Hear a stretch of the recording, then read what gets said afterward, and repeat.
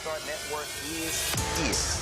Hold no punches! I'm real revolutionary right now. Support this man, Black Media. He makes sure that our stories are told.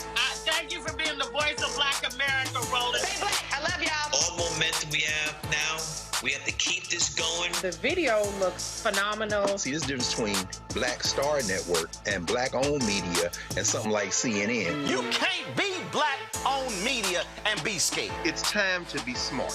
Bring your eyeballs home. You dig?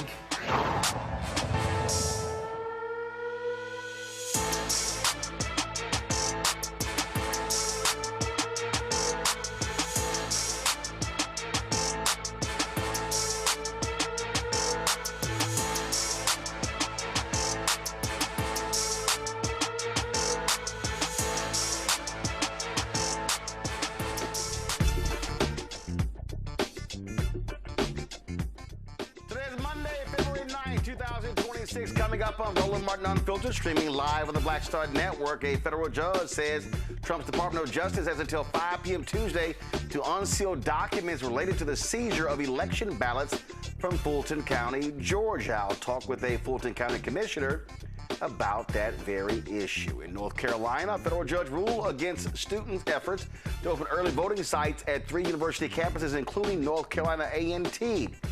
Donald Trump got really triggered when a reporter tried to compare him to Joe Biden, not knowing about the actions taken in his name when it comes to the racist video that he posted. Ooh, it's a meltdown you don't want to miss. A white Montana pastor calls out white evangelicals for following the convict-in-chief. Ooh, y'all don't want to miss this. And Lord, white folk ain't been this mad since Obama wore a tan suit. Bad Bunny's Super Bowl halftime show has MAGA really, really pissed off because he sang it all in Spanish. Just get a translator app. And of course, white nationalist Megyn Kelly just loses her white mind. Ohio Congressman Shontel Brown doesn't hold back when talking about the importance of celebrating Black history, while the Trump administration is doing all it can to erase it. Oh, it's lots we're going to talk about. And also, my high school, Jack Yates High School in Houston, celebrating 100 years. And so, there's lots to deal with. It's time to bring the funk on Roland Martin Unfiltered on the Black Star Network. Let's go. He's got it. Whatever the miss, he's on it. Whatever it is, he's got the scoop, the fact, the find. And when it breaks, he's right on time and it's rolling. Best believe he's knowing. Putting it down from sports to news to politics. With entertainment just for kicks, he's rolling. It's on go, y'all. It's Roland Martin, yeah. Rolling with Roland now. He's funky, he's fresh, he's real, the best, you know he's Roland Martin now.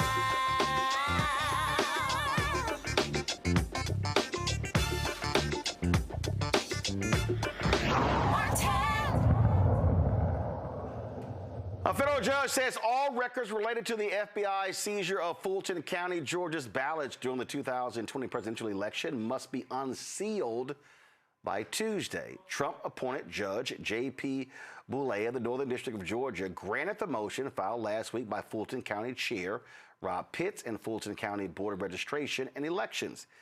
The FBI executed a search warrant on January 28th at the Fulton County Elections Hub and Operations Center in Union City. Director of National Intelligence Tulsi Gabbard's appearance during the raid has raised serious questions about the legality of the search. An FBI spokesperson said the search involved about 25 agency personnel and resulted in the seizures of more than 600 boxes of records tied to the 2020 election. Fulton County Commissioner Marvin Arrington Jr. joins us. Commissioner Arrington, is your thoughts on what what the judge has now ruled? Well, thank you, Roland, for having me. Very excited that the judge has unsealed these records and opened up the docket, right? I mean, this is of grave importance. There are allegations that the integrity of the election was compromised, right? Or that these ballots were somehow compromised. And so I think it's of grave public importance, and very happy that the judge ordered these documents to be unsealed so we can get to the bottom of it. Again, Fulton County has nothing to hide. We had three recounts, independent audit. You know, we're ready. The Constitution obtained the body cam footage, and one of the things that they showed is that there was a lot of confusion by these FBI folks when they rolled up on Fulton County. Yes. So, you know, when they first showed up, they had a warrant for the Election and Registrations Department, and they should have known that those documents were under the control of our Clerk of Superior Court because they filed a lawsuit against Shay Alexander, our Clerk of Superior Court. Department of Justice did, seeking the very same records. So they knew that she had them. I don't know why the warrant was made out for registration and elections, but they had to go back and get the warrant redone.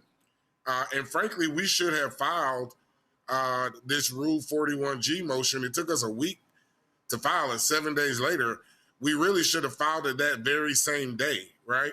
And in order to try to prevent the documents from leaving the facility, because now the chain of custody is broken, and with that chain of custody broken, we can no longer validate anything that they say. We can just go off of the results that we had from 2020, which, you know, again, were recounted 3 times, independent audit once, and no less than 10 lawsuits that all confirmed that Donald Trump lost the election in Fulton County and Georgia in 2000. So what took long to file this response? Well, our attorney was, you know, trying to dot the I's and cross the T's. I thought that it was going to get filed by that Friday, which would have been 2 days after the raid. And then she indicated that they needed over the weekend to file it, and it would be filed on Monday. And then it still took 2 more days. But I think they were compiling the affidavits and, again, just making sure that they dotted all the I's and crossed all the T's. But it would have been great to just get a temporary motion in to stop or halt, because I think we could have gotten it halted and the records would not have left the facility, right? Because there should have been, even if, I don't know what Trump wants to prove, but even if it would have benefited him to maintain the chain of custody, right? That's the only way that anyone would be able to agree with anything that he says. But now that he's broken the chain of custody, there's no way for anyone to confirm or deny what has happened to those records since they left the Fulton County Registration and Elections building. We will see if the Trump DOJ will comply with this judge's ruling tomorrow. They are known for ignoring federal judges. Yes, well, so the judge indicated, I think they agreed that they would do it by 5 o'clock tomorrow, but the judge indicated that she wanted it done sooner than the close of business tomorrow. The judge indicated that he wanted it done sooner than the close of business tomorrow. So hopefully we'll get a copy of it, because that warrant, that affidavit that supported the search warrant is really crucial, right? We need to see what that says. We need to see what are the allegations. But these records were already under seal from a Fulton County Superior Court judge, Robert McBurney. He had already ordered that the records be sealed. And Georgia state law does not allow the sharing of this information, which is why the Department of Justice also sued Brad Raffensperger, Republican Brad Raffensperger. So they're trying to get these records any way they can, and we certainly are pushing back as much as we can, as loud as we can, because they should not have these records. All right, Commissioner Arrington, we sure appreciate it. Thanks a lot. Thank you so much, Roland. Have a great day. Likewise. All right, folks, got to go to a break. We'll be right back. Roland Martin Unfiltered right here on the Black Star Network. Next on the Black Table with me, Greg Carr. Succession. We're hearing that word pop up a lot these days as our country continues to fracture and divide. But did you know that that idea, essentially a breaking up of the USA, has been part of the public debate since long before and long after the Civil War, right up to today? On our next show, you'll meet Richard Crichton. the author of this book, who says breaking up this great experiment called America might not be such a bad thing. That's on the next Black Table, right here on the Black Star Network. With medicine and science under attack, I want to keep you and your family informed and healthy. I'm Dr. Ebony Hilton, and I knew at the age of 8 that I wanted to be a doctor. So I studied hard and became the first African-American female anesthesiologist hired at the Medical University of South Carolina since its opening in 1824. And I always say I was made into a doctor, but I was born to be a mom. And as a new mom, wife, sister, daughter, and friend, I understand how frightening a medical crisis can be. I care for individuals on some of the worst days of their lives, and it's my mission to provide you with a safe space to gain clarity on issues affecting your mind, body, and soul. I recognize that there are health disparities, particularly as it pertains to race, and I want to help bridge the gap between you and your healthcare providers. Join me every Thursday for Second Opinion on the Black Star Network, where each week I'll invite experts from various medical fields to share the latest health news. We'll discuss topics such as the vaccine debate, mental and sexual health, medical bias, infertility, menopause, andropause, nutrition, and aging. Together with my medical colleagues, we aim to provide you with a second opinion. Don't miss it, Thursdays only on the Black Star Network.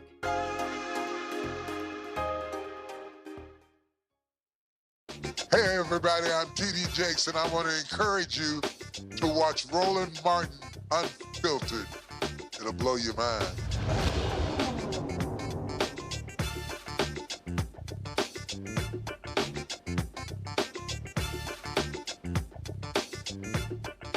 Students at 3 North Carolina universities, including North Carolina A&T, will not be voting on campus after a federal judge declined to facilitate efforts to establish early voting sites.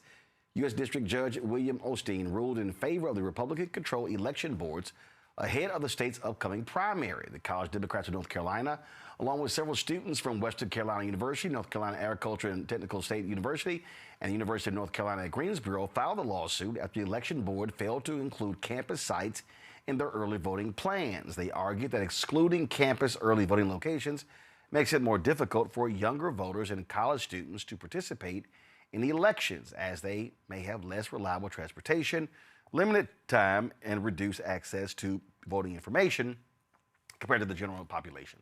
Judge Osteen stated that formally supporting efforts to open these sites so close to the voting date could lead to confusion. His ruling represents a significant policy decision by the State Board of Elections and by election boards across all 100 counties following a recent state law that shifted these boards from the Democratic governor to the Republican state auditor, which means that even though Democrats hold the governor's mansion, lieutenant governor's mansion, attorney general, secretary of state, in North Carolina, you have Republican majorities on the boards and not Democratic. Let's bring my panel right now. Dr. Omi Kongo Domingo, Senior Professor of Lecture, School of International Service at American University, joining us from D.C. Also author of the book, Lies About Black People. Glad to have him on the show. Representative Jelana Jones, Texas State Representative, also an attorney. And Thelma Lawyer Bay Anderson, author of Shut Up and Prosecute, joining us from Dallas. All right, glad to have all three of y'all here. This is the thing that I'm always spending lots of time trying to get people to understand the connection of the dots. And that is the issue there in North Carolina is that Republicans had a supermajority. They now, that has now been taken away, but they still are in control. Republicans control the Supreme Court there 5-2. Anita Earls is up for re-election this year. 3 of those Republican seats are up in 2028. This, to me, Jolanda, is where Democrats have to be playing the long game. You've got a U.S. Senate race this year. Last poll shows former Governor Roy Cooper, hugely popular, with a massive lead. But the focus in North Carolina really has to be on driving turnout, targeting critical state rep or state Senate races to lower that Republican power, but more importantly, lock and load to take over the Supreme Court in 2028. They previously had control of the Supreme Court. When Democrats controlled the Supreme Court, they ruled against racial gerrymandering, partisan gerrymandering. They literally stopped a lot of the craziness happening there with Republicans in the legislature. Again, this is where there has to be a laser-like focus to say, if we're going to change things like this and be able to have those early voting sites, you have to actually win political power, because we see what happens when the Republicans get it, how they will abuse that power and do things like this, removing voting locations off of extremely large college campuses. So I agree with you, Roland. And again, I'm going to say this every time I'm on your show until the elections are over, that we've got to vote like our lives and our children's lives depend on it, because they do. And I think that when we are in office, we are far too nice and we want to do things with the high road. Sometimes you need to get in the gutter. But I'm not at all surprised that the courts sided with the Republicans, because Trump was masterful in stacking courts with people who follow him. So I know we talked about, maybe 2 or 3 weeks ago, we talked about the protests with the students and how dangerous it was. But the Republicans are going to do what they need to do to suppress our votes. So the only way for us to take power back and get fair rulings is for us to take over the State House, the U.S. House. We need to take over everything in North Carolina and everywhere, because it's just what we have to do. It's just that simple. So now the kids are going to have to figure it out. And they can't let this, I believe to be an unconstitutional ruling, like dissuade us. We just have got to fight through it. I've been black all my life. Well, I'll say this. And we've had to do that. I'll say this, Ome Congo. I don't think the students have to figure it out. I think if you're Democrats in North Carolina, what you do is you say, all right, no problem. We're going to set up buses, vans, whatever. Here's the schedule, and we will drive you to the voting location. Look, I was there several years ago. It's about 2 miles. The early voting location is about 2 miles from North Carolina A&T's campus. To me, this is where you partner with churches or whatever and say, hey, we're going to have 2 to 3 vans available on the hour or every 30 minutes to take students from campus to the voting sites and back. So you say, okay, all right, y'all want to do that? Fine, we can circumvent that. We're going to create our own Uber service to drop voters off and take them and pick them up. That's what Democrats in North Carolina should be focused on. Yeah, absolutely. I mean, every time I hear these stories, we just always have to remind ourselves, and the kids who don't know the history, they have to learn it, is that we've always done more with less. I'm thinking about the Montgomery bus boycott. And so these are the types of things that we're going to have to do. Some of these companies out there that want to redeem themselves. I remember like Lyft was offering rides during the elections. Tell these companies, hey, do you want to partner with us if you believe in voting rights? Because so many of these companies are silent. The local organizations and the youth there, the students, they need to step up. And just like you're talking about how rides can be organized, people need to also organize to make sure that the IDs are in check. When going off of these first 2 stories that we just heard, they're like night and day, right? And it's a reminder of what Trump is doing as it relates to the courts. The elections have always been about the courts, and I'm happy that people are finally getting hip to it. Not us here in our audience, obviously, but many people are starting to see that. Trump is still appointing judges now. And federal judges that are being appointed, they are actually asking questions about whether they accept the 2020 results. And many of them are not answering the question directly. And they are still getting appointed, some with some Democrats. And I'm sure this is happening at smaller levels in the federal courts as well. So this is another example about how, one, we need to do exactly what you're saying in terms of starting the organizational infrastructure in place now so that there's no excuse to come November, but also a reminder of how much attention we need to pay to the courts in this country at every level. And as Yolanda was saying, voting like our lives depend on it. Our lives depend on making sure we have courts in place to protect our rights. The thing for me, Thelma, again, is playing the long game, saying, okay, we see how y'all want to roll. And the numbers are the numbers. We're talking about thousands of students. And, you could be looking at between these campuses, if you do this, an additional 5, 6, 7, 8, 10,000 folks voting, yes, it would be more convenient on the campuses. Yes, they should be on the campuses. But this is where you have to say, fine, we're going to take this ruling, and what we're going to do is we're going to run folks, we're going to win power, and then we're going to change the rules back. This is what I would call legal discrimination, because when you're looking at how he made his ruling, he didn't make it just on the basis of, oh yeah, I ain't gonna let y'all get this one in. He did it strictly to say, oh, it's too late in the game for this to happen. Why y'all waited so late? So he literally caught us with our pens down and played in our face to let us know, oh, y'all know how we roll. Y'all know we gonna deny this because it's too close to the election. So my thing is, we are harming ourselves when we are waiting to strike when it's cold instead of striking when it's hot.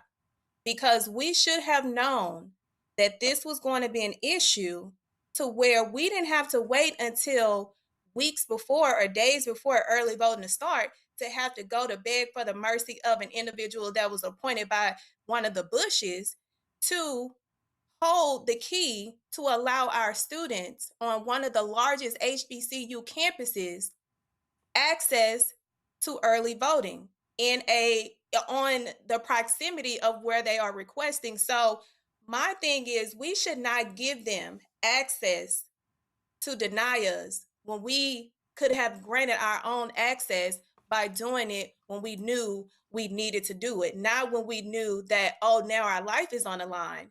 We go and do it too late, because this is the result that we're going to continue to get.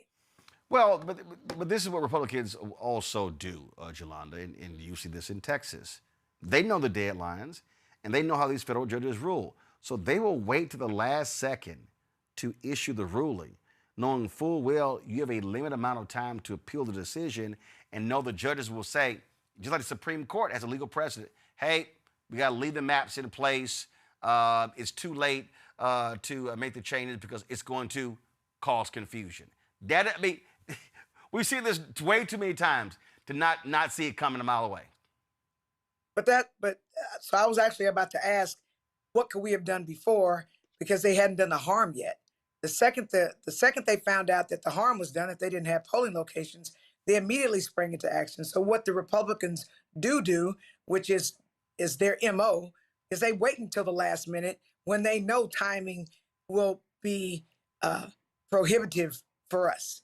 So that's what they did. And Roland, what I was talking about when I say the students are going to have to figure out, what you said was a way to figure it out with the Ubers or Lyfts or community carpools, whatever it is. That's what I meant by they've got to figure it out.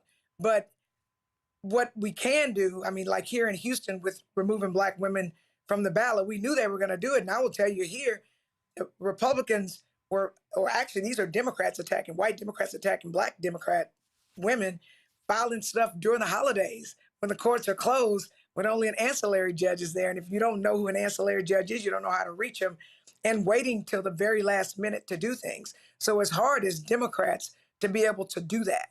What we need to do, I think, just sort of generally as Democrats, and especially as Black people, because the Democrats don't always look out for us, is we have got to look years ahead, play chess, mobilize our voters, figure out plans in advance to get people to the polls, and do that.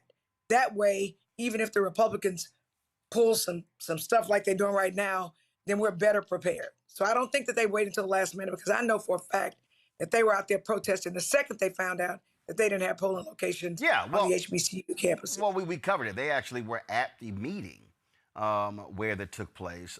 And according to Carolina Press, what the judge said is, the judge ruled the students had not proven a severe enough burden on students' right to vote on any of the campuses to justify changing the rules. Early voting starts February 12th, so that was the basis of it there. Again, here's the thing that and it's very, and again, when I talk about strategy, and I'm just going to use Virginia as an example, Congo. So Virginia Speaker, Don Scott, met with me, and he said, this was 2 years ago, we want to take control of we want to win the House. And they identified, we need to win X number of races to win the House. These are the races that we're targeting. These are the races where black voters are going to play a critical role for us to win. And he laid out and mapped it. I don't know if Democrats in North Carolina are actually doing that. Matter of fact, what we're going to do is we're going to reach out. And so, Carol, I want the North Carolina head. I want the head of the North Carolina State Democratic Party, and I want the Democratic House Minority Leader. I want both of them on the show, and I want them to answer that question. I want to know first of all, how many do they need, and then what are they targeting? To me, that's what you have to do. I'm tired of these general discussions. No, I keep saying over and over and over again, Congo, you have to have a micro strategy in order to win macro. You got to be able to tell people, hey, if we win, we need 4, we need 5, we need 7. I think in Texas, Republicans have a 14-seat lead, if I'm correct, in the House. I can't remember what that number is. But no, 62-88. Okay, so you got 16. So 62-88. I'm sorry, 26. But you got to be able to say, okay, fine. Here's a number. How many can we pick off in this cycle? And then what's the strategy? What does that district look like? What's the makeup of those voters? How many black voters? How many Latino voters? Whatever. To me, that's sort of how you have this targeted effort. I don't believe spending time and money in places you know you're not going to win. I believe you target your pickoff area, and I just wonder if that's what they do in North Carolina. Yeah, I'm really wondering about that as well, and I'm very interested to see what happens, when those representatives get back to you after y'all reach out, because it'll be important for them to explain what's going on. One of my concerns is that coming off of, the major elections, that happened, this past November with the Democrats sweep in, and with some of these other small stories we're hearing in, Louisiana, Texas State House, and so on and so forth.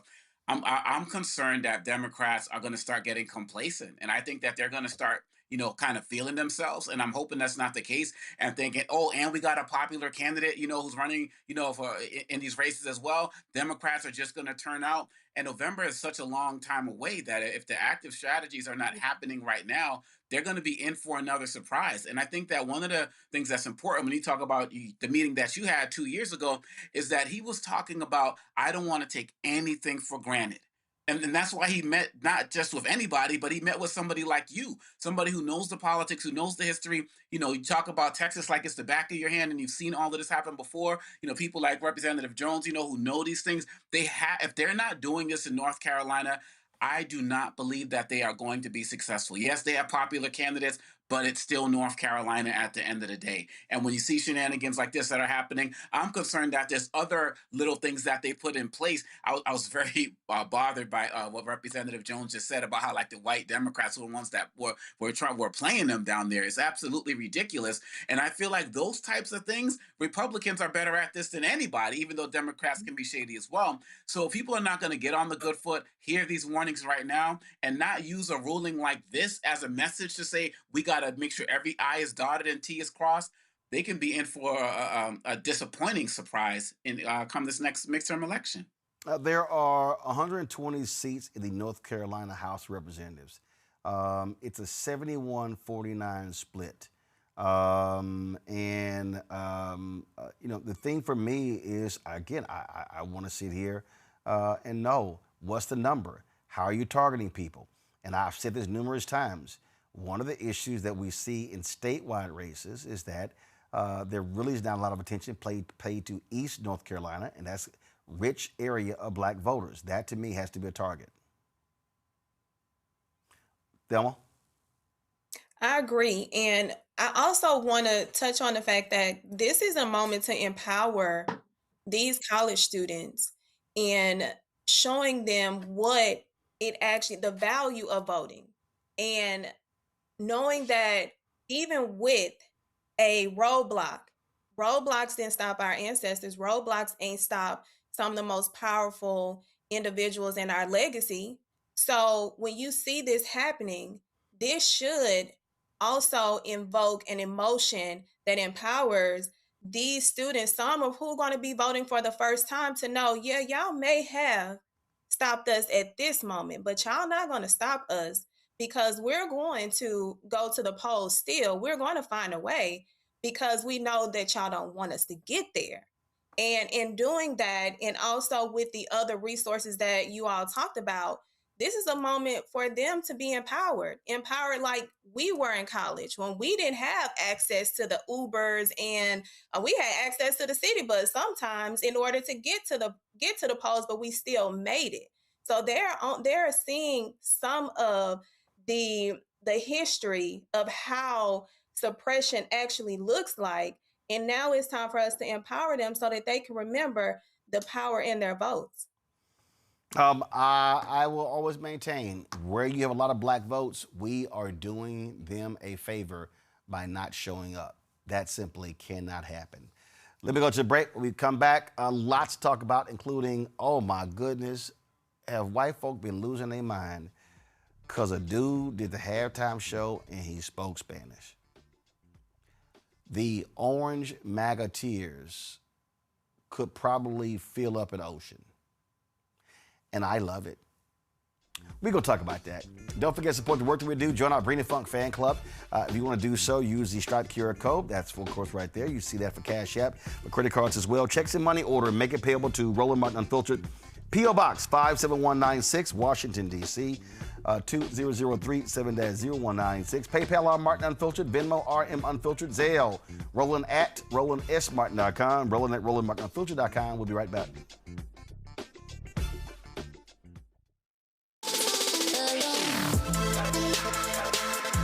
Hey y'all, welcome to The Other Side of Change, only on the Black Star Network and hosted by myself, Rhea Baker, and my good sis, Jamira Burley. We are just two millennial women tackling everything at the intersection of politics, gender, and pop culture. And we don't just settle for commentary. This is about solution-driven dialogue to get us to the world as it could be and not just as it is. Watch us on the Black Star Network, so tune in to The Other Side of Change.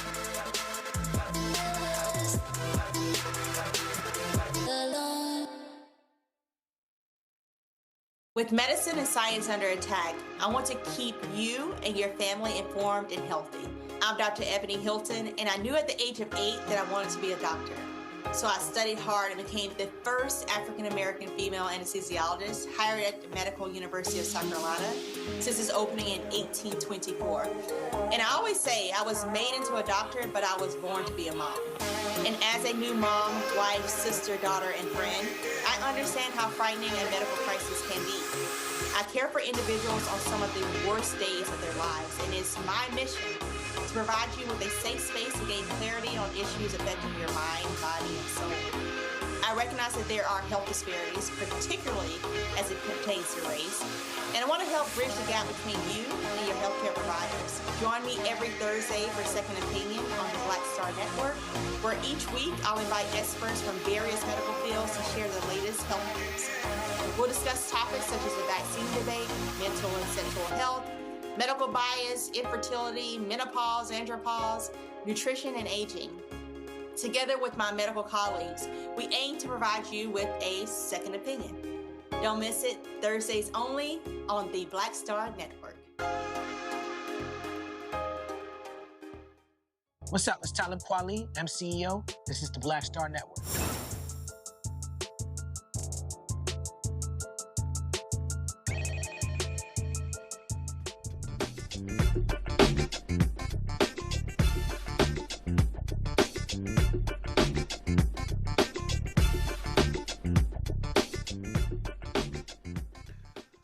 Student came out late last week saying that they were at Florida A&M, saying they were not allowed to use black on flyers of a program. Well, now FAMU the leadership is trying to set the record straight with regards to this. According to the report from Orlando's WKMG-TV News 6, Aaliyah Stewart, a final year student at the Florida A&M University College of Law, says she ran into repeated issues getting the flyers approved for the Black Law Student Association's Black History Month events.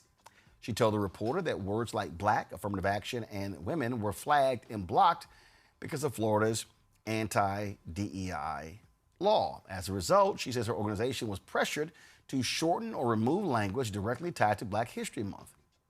President Marva B. Johnson, who was appointed to the board by Governor Rick DeSantis, she was a supporter of his, and the board chose her. This is what she said, quote, "As the state's only public historically Black university, the word Black is central to the mission and identity of Florida A&M University. We take seriously our responsibility to communicate clearly and consistently on matters of law, governance, and public accountability. The university unequivocally confirms that the use of the word Black or the phrase Black History Month does not violate the letter, spirit, or intent of Florida Senate Bill 266, Board of Governors Regulation 9.016, or any relevant federal guidance. FAMU is celebrating Black History Month with full support of the Governor, Board of Governors, and state elected bodies. These activities began on February 1st with the opening of a new exhibition at the Meek Eaton Black Archives Research Center and Museum on the main campus. Throughout the month, the university will continue to highlight and honor FAMU historical figures, culminating in our annual Harambe Festival on February 28th. The planned student organization activities in Orlando are a welcome and valued extension of FAMU's comprehensive recognition of the enduring contributions of Black history to our society. We will continue to support our students, faculty, and alumni in celebrating Black history in ways that are lawful, authentic, and aligned with the values that define Florida A&M University. Okay, Cecil Howard, the interim dean of Florida A&M's College of Law, released this. Dear FAMU College of Law community, I want to address directly a recent media segment involving our College of Law and to ensure you have the facts. Last week, News 6 Orlando reported that certain words, including the word Black, had been restricted on Black History Month promotional materials for one of our student organizations. Upon learning this, I immediately met with some of the students involved to provide clarification and to state unequivocally the word Black is not prohibited. No such restrictions exist, and none has been directed by university leadership. Once this matter came to the attention of FAMU President Marva Johnson, the university quickly engaged a Florida higher education law expert who unequivocally opined and confirmed that uses of the word Black or phrases Black History Month in no way violate the letter, spirit, or intent of Florida Senate Bill 266, Board of Governors Regulation 9.016, or relevant federal guidance. I fully concur with this expert legal opinion. There's nothing in Senate Bill 266 or Board of Governors Regulation 9.016 that prohibits the use of the word Black or the phrase Black History Month.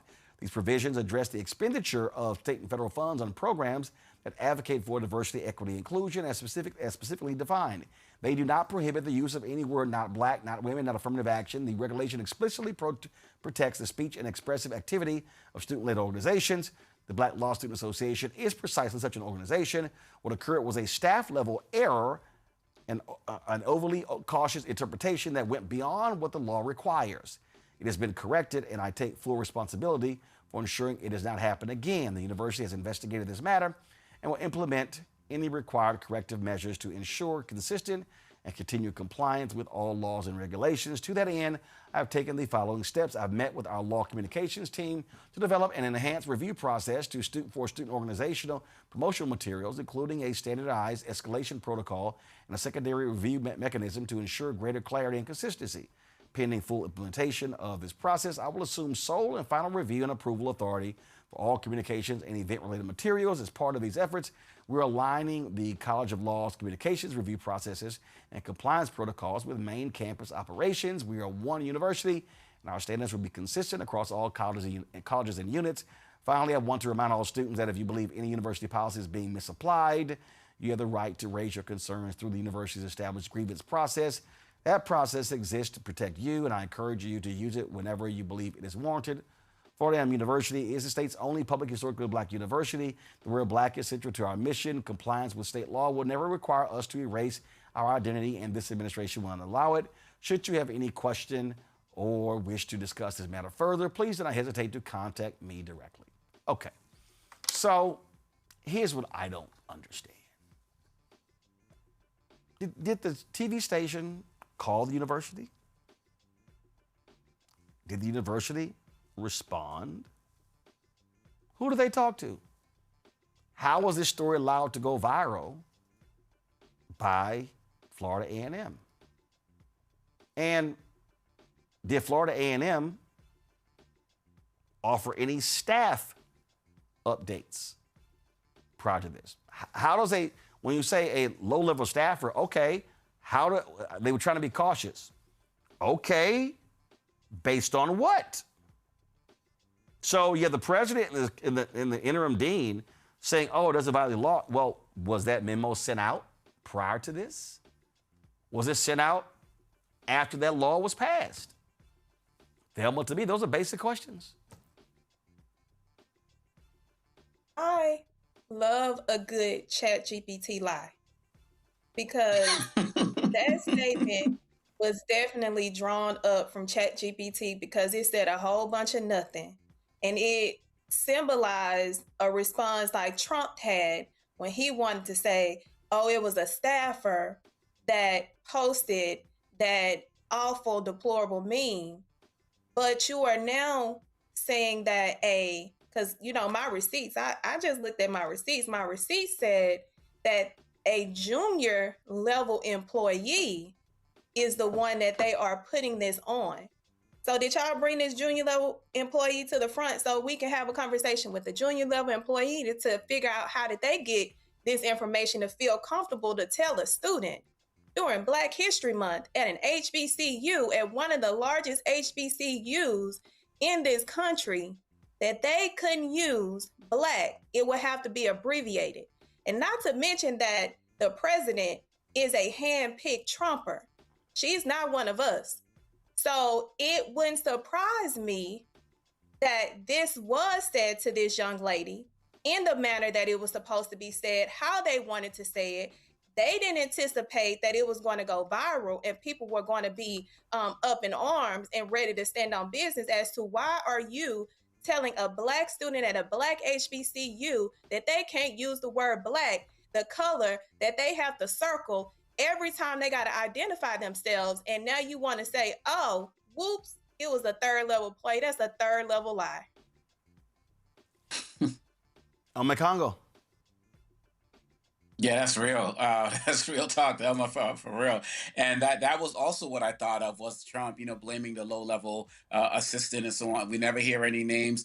And I believe the student in this example, to be quite honest. And one of the challenges of a situation like this is that even if they issued a statement to say you could use Black everywhere, et cetera, the policies that Ron DeSantis has been implementing in Florida, they are designed to not be clear.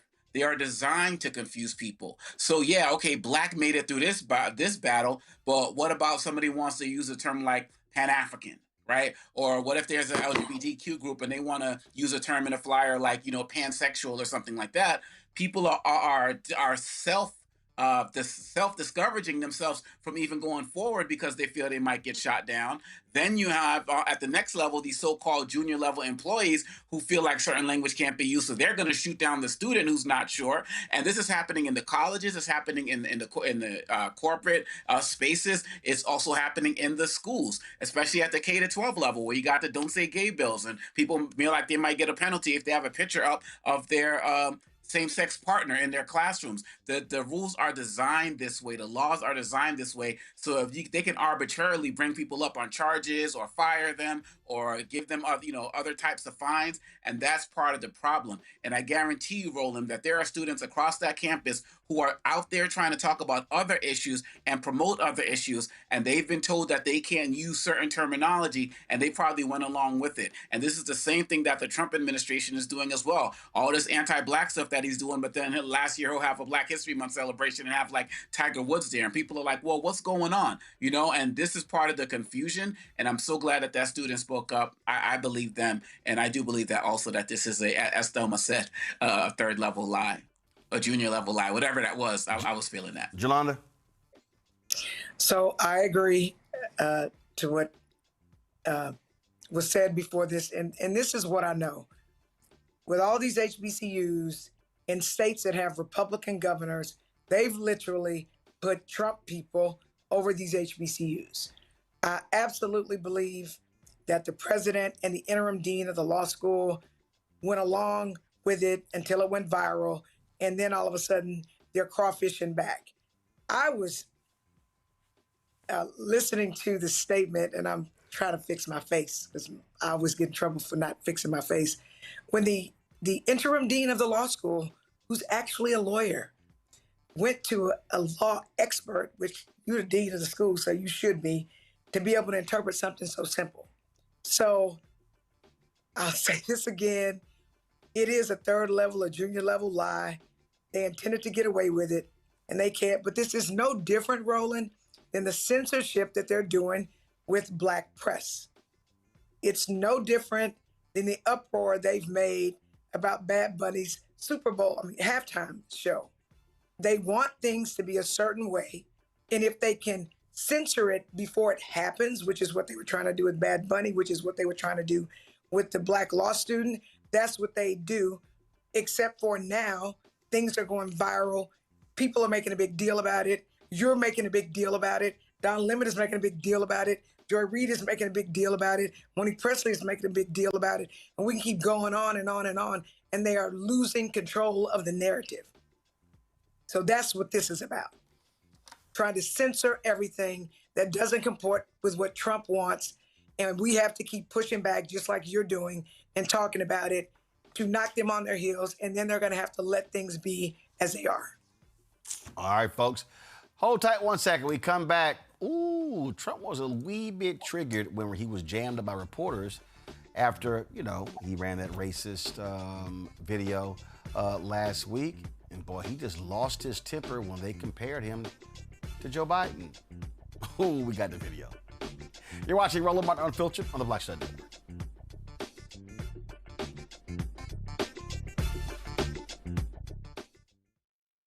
I'm Brittany Noble, Midwest-born, HBCU educated with experience in newsrooms across the country. Well, I've teamed up with Roland Martin to bring to you The Breakdown. This isn't just news. It's our stories, our voice, our community. Join me for The Breakdown, Monday through Friday at midday, only on the Black Star Network.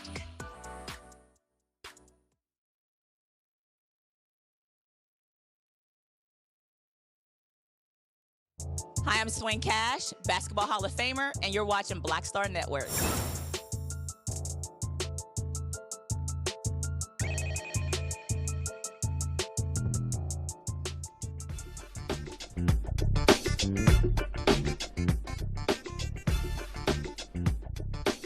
Oh, the twice impeached, criminally convicted Commander-in-Chief Donald Trump. Boy, he lost it when a reporter attempted to compare his excuse that a staffer posted the racist video image depicting President Barack Obama, Michelle Obama, as apes.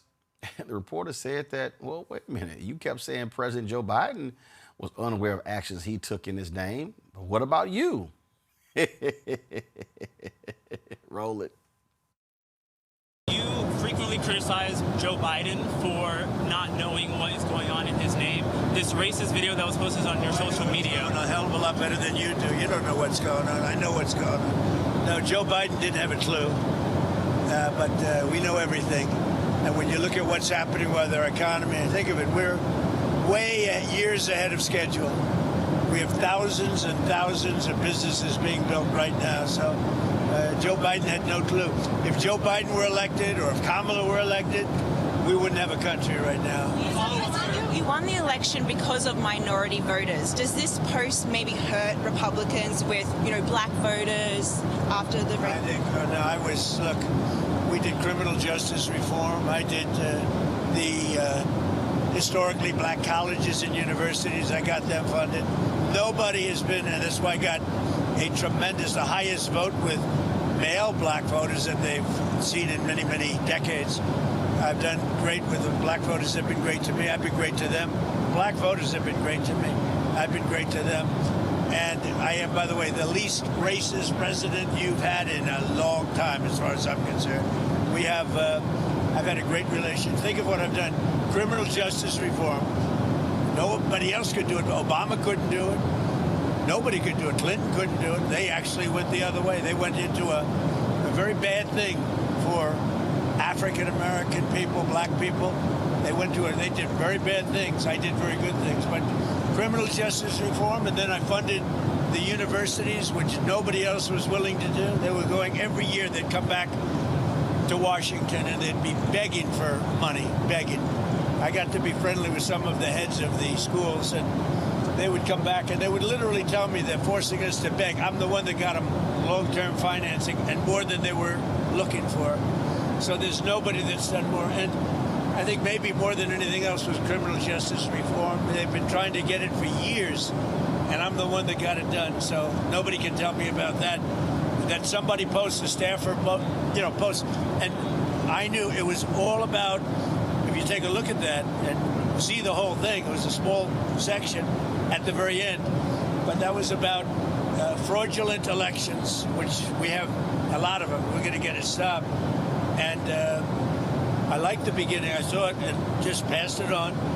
And I guess probably nobody reviewed the end of it, because what I saw at the beginning was really, really strong. It was about fraudulent elections. And anytime I see that stuff, and when it's credible, you put it up. But somebody slipped and missed a very small part. Now, by the way, again, the takeoff one, I guess, I didn't do it, by the way. This was done by somebody else. This was a retruth. That was not done by us.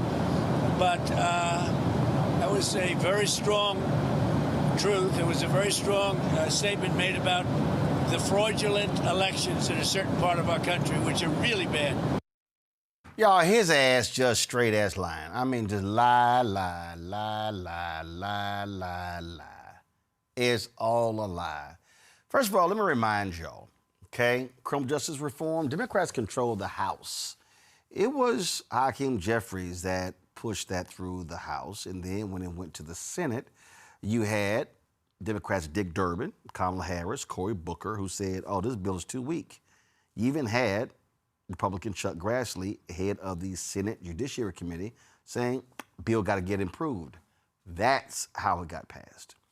What Donald Trump just said about HBCUs, flat out lie. Oh, I got long-term financing. No, he did not.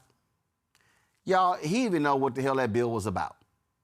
That bill was led by Congresswoman Alma Adams of North Carolina. Yep. She was the co-chair of the Congressional HBCU Caucus. Go to my iPad. Okay? This is where Trump is lying. What he's talking about is the Future Act. Okay? The Future Act first came under George W. Bush. It was renewed under Obama. Then it expired. So when he keeps talking about he got them long-term financing, no, that bill was about $250 million. $85 million of that went to HBCUs.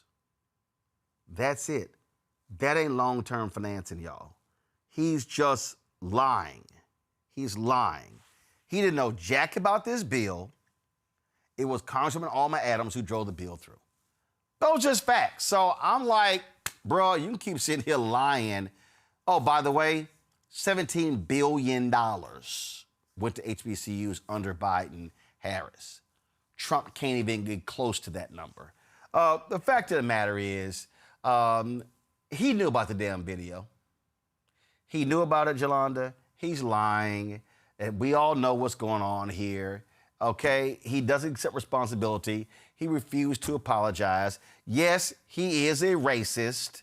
That's what he is. And so, please, I mean, I'm trying to handle this crap. Again, and these right-wingers just love to kiss his ass, and including some of these silly Negroes who stand back him as well. And so, first of all, what does bad elections have to do with what is it? It was based on, what's that movie with Mufasa? The Lion King, where he had himself be a king with very bad graphics, I might add. What does that have to do with, like, not truthful elections? So even his lie didn't make sense. He was wrong on the details of his lie. And who wants to take a president seriously who comes out on his social media things about the Lion King with people's faces superimposed on bodies? So nothing about it was serious, except for he was seriously racist and evil to Black people. And I don't know when we're going to accept, I guess, people generally, that he's racist. He just is. I think most of Black people understand that he's racist, but white folks continue to excuse his behavior and try to explain it away with jokes. And these jokes are not funny, even when they're doing that. So he's racist. I agree with you, Roland. Congo. You know, every week he gives people more fodder that we should be using to bring to these corporations, to bring to these organizations, all these places that have caved to this guy. Like, this is the guy you wanted to cancel your DEI program for, the guy who's putting out images of the Obamas as apes. Y'all are cool with that? You must be cool with it because you haven't made a statement about it. So we know we need to keep that pressure on because a racist is going to racist. And what we're doing in this country, unfortunately, is we treat Trump's actions like school shootings. Everybody gets uproar for, for a couple of days, thoughts and prayers and so on, and then people move on to the next story. So unlike, what we do here where we call it out regularly, folks across the country, oh my gosh, this is sad, this is messed up, Tim Scott, most racist thing I've ever seen. But then they make no demands and they go right back to business as usual. And that becomes part of the problem. The fact of the matter is that there's only like 3 people who have access to Trump's account, like him, Scavino, and Harp or something like that. This went out at like 11:45 p.m., similar to our last story. If this was a random person who put it out, who is it? Did they get fired? Was there anything? This is Trump. This is Trump who did it. They took it down like 12 hours later. And then you got people in the White House said, he's not racist. Didn't you see him standing side by side with Nicki Minaj and holding hands? Like this is what they're literally saying. And then they'll make up stories about how he does everything for Black people. And too many folks in these press outlets who are in front of him don't have enough knowledge to be able to say, well, Biden actually gave $17 billion. So I'm concerned that people are not going to be talking about this a week later, even by the end of this week or even midweek. But this is fodder that we can use to pressure more of the organizations and corporations and schools and people that support him to force them to call him out, or they suffer more consequences from us, similar to what's happened with Target. Velma, here's what I thought was utterly hilarious on Friday. Now, the video was posted in the early hours on Friday. A lot of pressure, probably was shortly after noon, the video got taken down. But it was amazing to me how these scared Negroes waited late. So for instance, this Trump Black preacher, Kelvin Kobaris, he is the pastor of New Life Christian International Church in Plant City, Florida. This is who he is. Now, I said it was taken down shortly after noon. This fool drops this statement at 10 p.m. The post depicting former President Barack Obama and Michelle Obama as apes on Truth Social was despicable and disgusting. While a White House staffer was responsible for posting it, those of us in leadership understand we are ultimately accountable for the actions of our subordinates.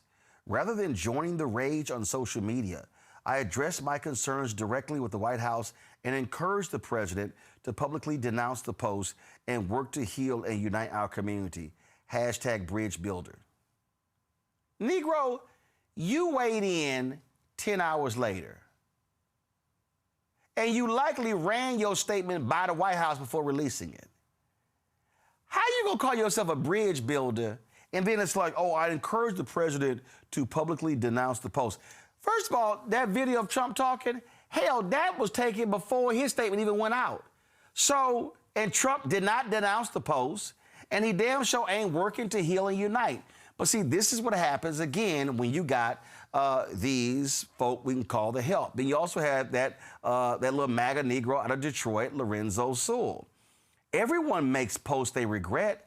A little folly cast out much wisdom. But please don't think Black Americans who live in majority Black cities even know what Truth Social is.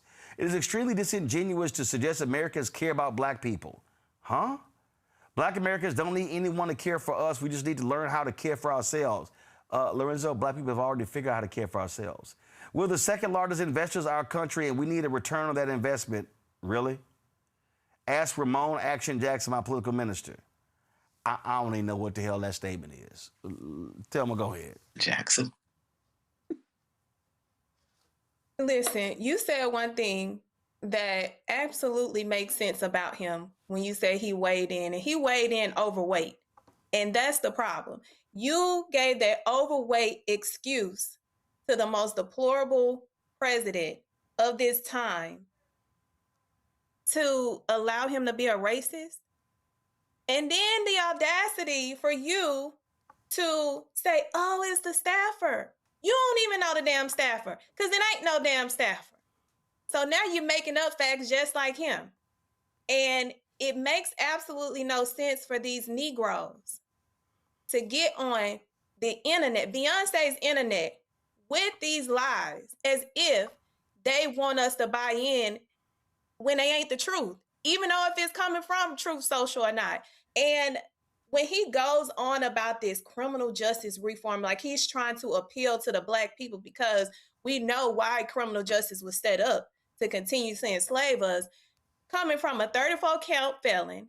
He is a certified pedophile. He's trying to lock up Tish James for prosecuting him. He went after Marilyn Mosby. He also wants to go after Jack Smith because Jack Smith was like, we need to indict him, but the Biden administration failed. Then you go after James Comey because he revealed the plot and the plan and the scheme for Russia, even though he fucked us up too. Then you go after the freedom of press because you see Black media coming out and you see our voices, because when we put that sauce on it, people listen. And he was like, nah, I can't have that sauce because they getting too much traction. They telling too much truth. So you want to go and arrest them unlawfully, not to mention you got the most unqualified prosecutors that are around the DOJ stinking it up. And you talking about criminal justice reform, but you protecting pedophiles. You protecting everything in you from them Epstein files because you went around talking about the Haitians eating the dogs and the cats. But in them Epstein files, it's talking about y'all eating the babies and humans. So be very for real. He is doing this tailspin because he don't want us to know what's in these fucking Epstein files. And he's trying to figure out how to draw these Black people offside. And we ain't getting drawn offside because y'all ain't gonna put us in the business. We just want y'all to do what y'all gonna do. And if we have to show up, we gonna show up every time, but release them damn files. Well, it is so hilarious to watch these folks who do lots of dancing. I got a couple of the videos that really caught my eye. One of them was country singer Brian Andrews. He's been extremely vocal about public policy and things along those lines. And he dropped this video where folks wanted him to apologize because of his critiques and criticisms of MAGA. Oh, so this is going to be kind of hard for me to say, but there's just a couple things that I need to get off my chest because the guilt has just been weighing on me, so here it goes. There are days that I wish that I would have never started talking about politics in my music or my social media. There's just a lot of things that I didn't think all the way through before I started writing protest music or talking about all these issues online. For example, I didn't really think about what it might feel like to be reminded of how fucking fat I am in my comment section 100 different times a day, like it's something I didn't already know and haven't failed trying to fix about myself pretty much my entire adult life. I didn't really think all the way through about what it might cost me in terms of my career and opportunities, especially in country music, considering I'm still a pretty small artist. And I especially didn't think about all the people that I would lose and all the spaces that I would no longer be welcome in, even in my small hometown that I've lived in since I was 8 years old. And when I do think about those things now, it sometimes does make me wish that I would have just kept my mouth shut. But here's what I think about more. I think about how hard it would have been to be a 14-year-old boy and to walk into your mother's bedroom and find her laying there dead because she couldn't get access to the health care that she needed. I think about how hard it would have been to watch my wife be arrested outside of her court-appointed green card hearing, not knowing if, when, or where she would get to see our kids again. I think about how hard it would be to grieve the loss of a loved one who was killed in the street, knowing justice will probably never be served. And I especially think about how all of this could have been avoided if we, myself included, would have cared this much when the victims were Black and brown. And that is what I'm apologizing for. At the end of the day, you can call me a radical leftist fat ass, you could cancel me in country music, or you could walk out of my life like you never even knew me, and I will never apologize for any of it. Because you doing that in response to any one of the issues that I've mentioned in this video says a whole lot more about you than it ever will me. But the one thing that I will apologize for, the only regret that I have, is that I did not speak up sooner, and I will never make that mistake again, which is why I make this music. So to all my haters, I just got one more question for you. Are we great yet? Are we great yet? I wonder why they didn't have him at the Turning Point USA rally yesterday. All right, folks, Chuck Baldwin, the pastor of Liberty Fellowship in Montana, preached about the divine litmus test. And let's just say this white preacher has something to say to Donald Trump and all of these white evangelicals like Franklin Graham who kiss his ass. None of us is perfect. Real Christians understand these things. They are given to forgiveness and understanding because we all know that Jesus was forgiving and understanding toward us. That's not what we're talking about with Donald Trump. That's not it at all. Donald Trump is a lifelong gangster. He's a lifelong Zionist. He is a lifelong philanderer. He's a lifelong cheat. He's a lifelong hedonist. He's a lifelong felon. He's a lifelong blackmailer. He's a lifelong bully. He's a lifelong malignant narcissist. And he's a lifelong sexual predator.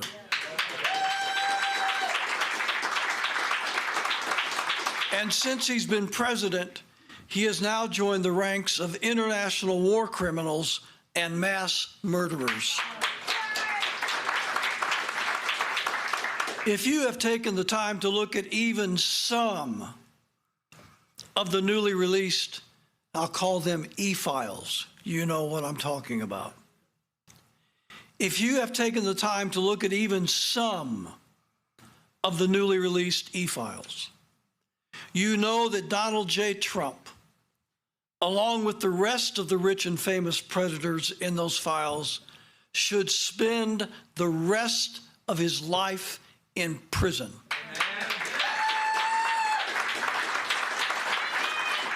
And even if he did, that would not balance the scales of justice owed by this degenerate monster. And yet, knowing all of this, there are still thousands of pastors and Christians who continue to give Trump their undying support. From a moral, ethical, legal, and spiritual perspective, how can these pastors and Christians not be party to Trump's corruption? By supporting him, lauding him, defending him, excusing him, they are party to his criminality. Wow. That's the way, come on, guys, come on, listen, you saw, that was some heat there. That was some heat there. That was good. Goodness gracious. Man, that was like straight up ether, man. I mean, look, and the fact of the matter is, people talk about, it's a church, you're not supposed to say political things. He's not making a political statement in terms of, hey, go vote Democrat, vote Republican. He's talking about the teachings of the Bible and how this particular person who they're supporting is contrary to everything the Bible is supposed to be about. I don't see that as a political statement in any way, shape, or form. And furthermore, and this is, I don't know when he made this statement, but I'm assuming he said it was over the weekend. So that means it was after his comments after National Prayer Breakfast as well, which was hateful, which was divisive, which, went at so many different communities and the like. These white evangelicals, they've gotten so much out of Trump. He was their avatar. Quite honestly, at the end of the day, as long as he gives them what they want, They don't care. They'll allow him to do anything. As Julian Bond said, they are cafeteria Christians. They pick the part of the Bible that is relevant to them in a particular moment, and outside of that, they are just straight hypocrites. And for the life of, and I'm so glad that there were applause in the background, because for the life of me, I can't understand why people who honestly love the Bible and who are honestly about Christianity and honestly know the word cannot call him out, not even in a political way, but in a way to make him better as it relates to following what he says he believes in. That's all this man did, and more preachers should be doing the same, especially from the white religious community.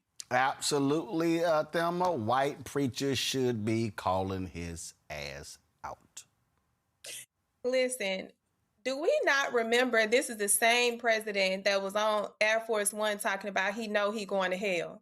So if he know he going to hell, why y'all keep trying to save him to make him look like he is a Christian? The man know who he is, and he has told y'all and shown y'all in so many different ways, and y'all still up here trying to Christianize a man that is telling you he going to hell. Like, I'm trying to find the white people who can justify based on the commandments. The commandments. Tell me what commandments in the Bible that he's following. Can't know if you tell me the truth, then you gonna stay here. But if you lie like you've been doing, you gonna go with him. They ain't gonna do it. They gonna get up there and stutter because they know this man is evil. And for this white pastor and so many other that have come to the front to call it out, they shouldn't be targeted. They are, but they shouldn't be targeted because it's about damn time that these fake ass Christians get called out. We know what y'all doing after hours. Hell, we know what y'all doing when y'all wake up. But y'all gonna continue to try to make us see what this man has already shown us and what he has told us in his own words. He ain't a Christian. So stop trying to make him look like one. They do embarrass themselves, Jolanda, and it's a whole bunch of them Trump ass-kissing white evangelicals in Texas. Oh, for sure, Roland. But look, there's been sort of a running joke, at least in my hood, that some of the biggest devils are in church, all right? Like they out partying Saturday night, and they getting up Sunday morning playing pretend. So let's not sit up here and believe like we don't know that some of the biggest crooks in town are pastors, priests, call them whatever you want. So what I will say is this: I'm very thankful that we have a white ally, right? Because whenever we call him out, the first thing they want to say is we racist, we pulling a race card. So we do need more help from white evangelicals to speak. We need allies like him. And the truth is, he didn't sound like a black pastor. He wasn't as eloquent as some black pastors. But the truth is, he spoke truth to power. And he covered every freaking base. And sometimes it's really hard when you have bullies controlling things to stand up to them. So I'm very encouraged by him. And I think you said he was in Montana. Wyoming, one of them places up there where ain't no black people. So, right? you know I ain't lying. Hey. And so I'm thankful for him. But the truth is, we need to stop acting like pastors and priests and whatever they call themselves are less sinners than us, are going to heaven, because most of them aren't. And most of them use their priest collars or whatever it is you call them to be able to do the dirty. And they cover it with, remnants of Christianity. So kudos to him. I will listen to him, and I hope white folks listening to him. And let me be clear. He white, but we got some black ones who act the same way. Oh, yeah, and that's why I mentioned the two of them, Lorenzo Sewell and Kelvin Cobaris. Sure did. All right, y'all, let me go to a break. We come back. Ooh, these white folk have been losing their mind because Bad Bunny sang in Spanish. I'm trying to figure out why y'all upset. Boy, who was sitting here breathing fire today? That's right, that white nationalist Megyn Kelly. Boy, these folk cracked me up. We're going to talk about that next right here, Roland Martin Unfiltered, on the Black Star Network. Next on the Black Table with me, Greg Carr. Succession. We're hearing that word pop up a lot these days as our country continues to fracture and divide. But did you know that that idea, essentially a breaking up of the USA, has been part of the public debate since long before and long after the Civil War, right up to today? On our next show, you'll meet Richard Crichton, the author of this book, who says breaking up this great experiment called America might not be such a bad thing. That's on the next Black Table, right here on the Black Star Network. How you doing? I'm Mark Curry, and you're watching the Black Star Network. That's why I got these glasses on, because that black star is bright.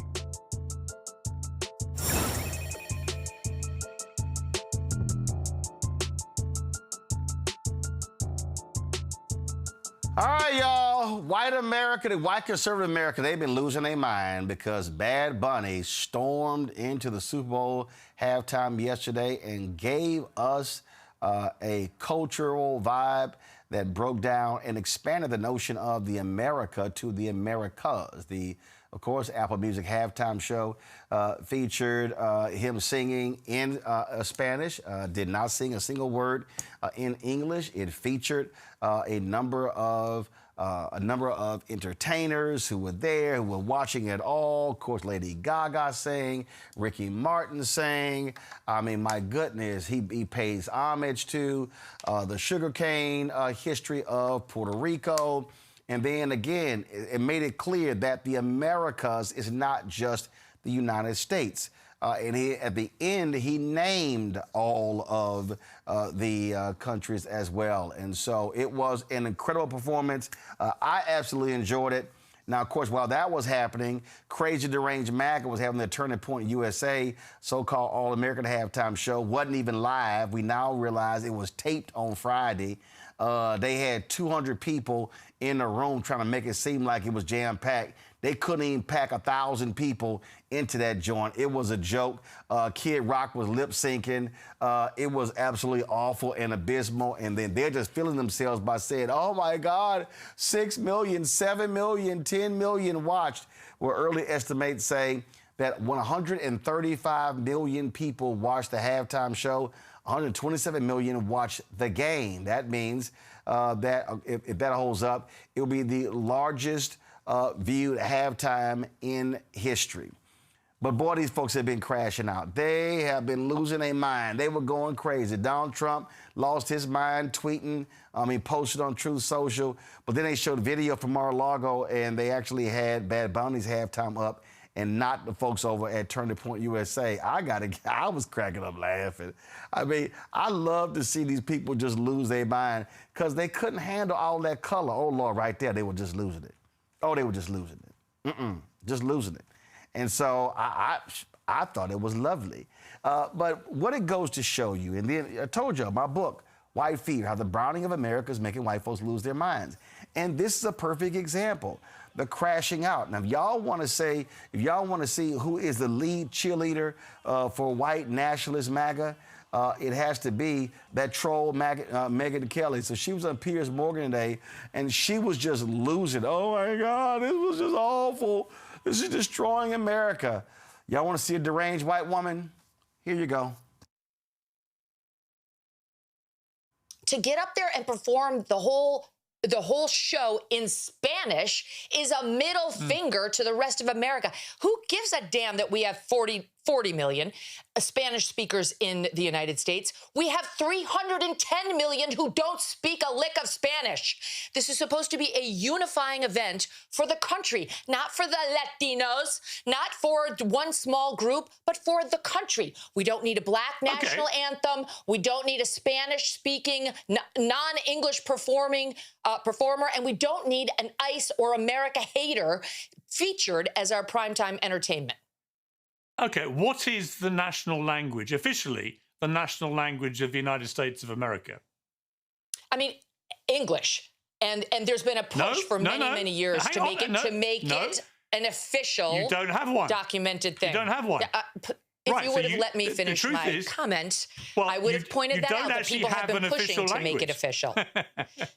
Okay, All right, so now let me you're tell trying to make something. official. This attitude that Yeah, but you have right here is why you in Great Britain have lost your culture. You ceded your culture to a bunch of radical Muslims who came in and took over, and now it's gone. We're not allowing that here, whether it's Hispanic, whether it's Muslim. It's not happening in the United States of America. That's why President Trump was elected. And whether it's Bad Bunny, who is American but refuses to speak English in his performances, or anybody else, we have to keep the Super Bowl, which is a quintessential American event. Football, that kind of football, is ours. They call it American football. And the halftime show and everything around it needs to stay quintessentially American. Not Spanish, not Muslim, not anything other than good old-fashioned American apple pie. There should be a meatloaf, maybe some fried chicken, and an English-speaking performer. That's what the Super Bowl should be. Oye, esto es solo para los rumberos.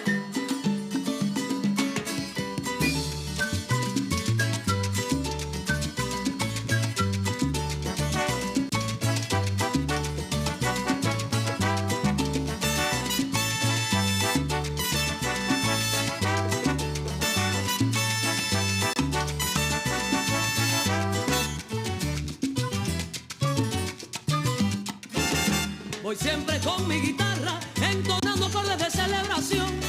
La rumba me está llamando y hay que contestarle con sabor. So that is Fiesta Fellows Rumberos by Al Beecher. That's from the Vanessa Williams movie Dance With Me.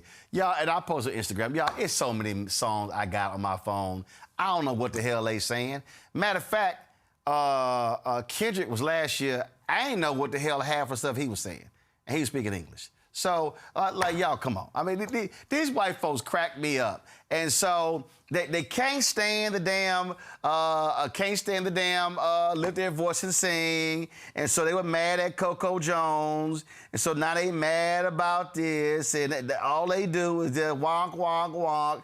And the NFL, like, they so stupid because the NFL is like, yo, we trying to go international. We trying to get paid.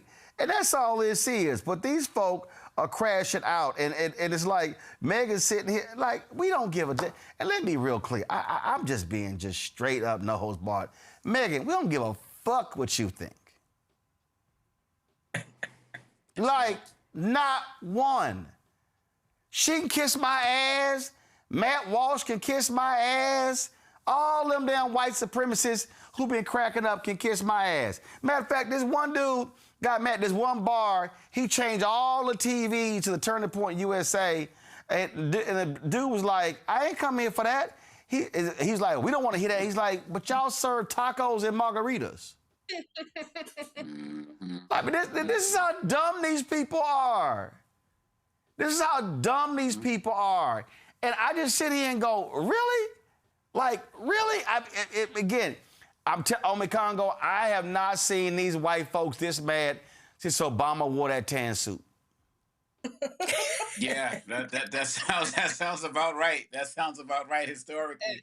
Right. And yeah, they were just raging like fire breathing raging. And it's interesting, you know, because there's video up there of them watching the halftime show at Mar-a-Lago, you know, Lindsey Graham all up in the picture and stuff, and how all of these guys who said they weren't going to watch it because they were going to watch the real American halftime show, how they know that all of this happened if they didn't watch it themselves? So you know they were watching it, even if they didn't watch it live, they watched it later because they had enough to say.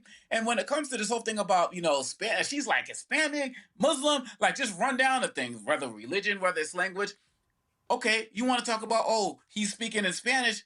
You ever go to an opera, Megyn Kelly? You ain't seen got no problem with them singing in Italian, right? So it's just like, how you going to pick and choose here? But when it comes to Bad Bunny and this halftime show, one of the things that made me realize, and you just hinted at it, Roland, about the NFL going international, they have showed that America is actually in decline. Because you have the #1 artist in the world, who obviously is Puerto Rican, who is American, but he does not perform in the United States because of his fear of what ICE will do to his fans. So he doesn't even come here. He's the #1 artist. The NFL is playing 8 games this year overseas. So she's talking about American football. We created it. They're looking at possibly having expansion teams overseas. So they're just like with NBA, just like with MLB. So people are moving on from America. And so while you want to embrace whiteness and keep declining, he had a performance that showed what unity is about. People are like, oh, it wasn't political. Everything about that show was political. And it was beautiful, from the diversity, just run down the list. We've been talking about it. And so he represented the America we want to see. He represented the promise of America. He put Puerto Rico on his back. And that is what they are so pissed off about. But at the same time, like you said, we don't care what they think, because we're going forward. Because like he said, you know, we are America, and we're not going to let them have it. If you are one of the people, and this includes some of y'all black people who sound like them white evangelicals, these white conservatives who was just losing it over this on yesterday. This from me, from my heart, deep in my soul, this is what I want to say to y'all. Kiss my entire ass.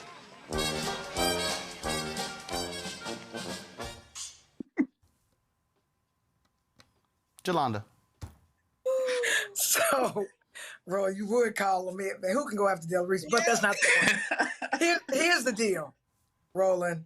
First of all, they were all watching it. America is so stuck on capitalism. Why y'all ain't mad that they made a whole bunch of money last night? And, yeah, y'all were watching. And I also heard that they were paying actors to go in there to watch the Kid Rock show. That was pre-film. But let me say this, Roland. My ex-husband was Colombian. And we think, and I didn't realize how American football is not the most popular sport around the world. When I was with my ex, and I was married in 91, with my ex, the World Cup, people kill people. You know, the highest paid athletes are soccer players. So not American football. And at the end of the day, the NFL wants to make money. And there are a lot of Latino people that want to pay to watch sports. And what I thought was brilliant about Bad Bunny was that he got people who normally didn't watch football to watch it.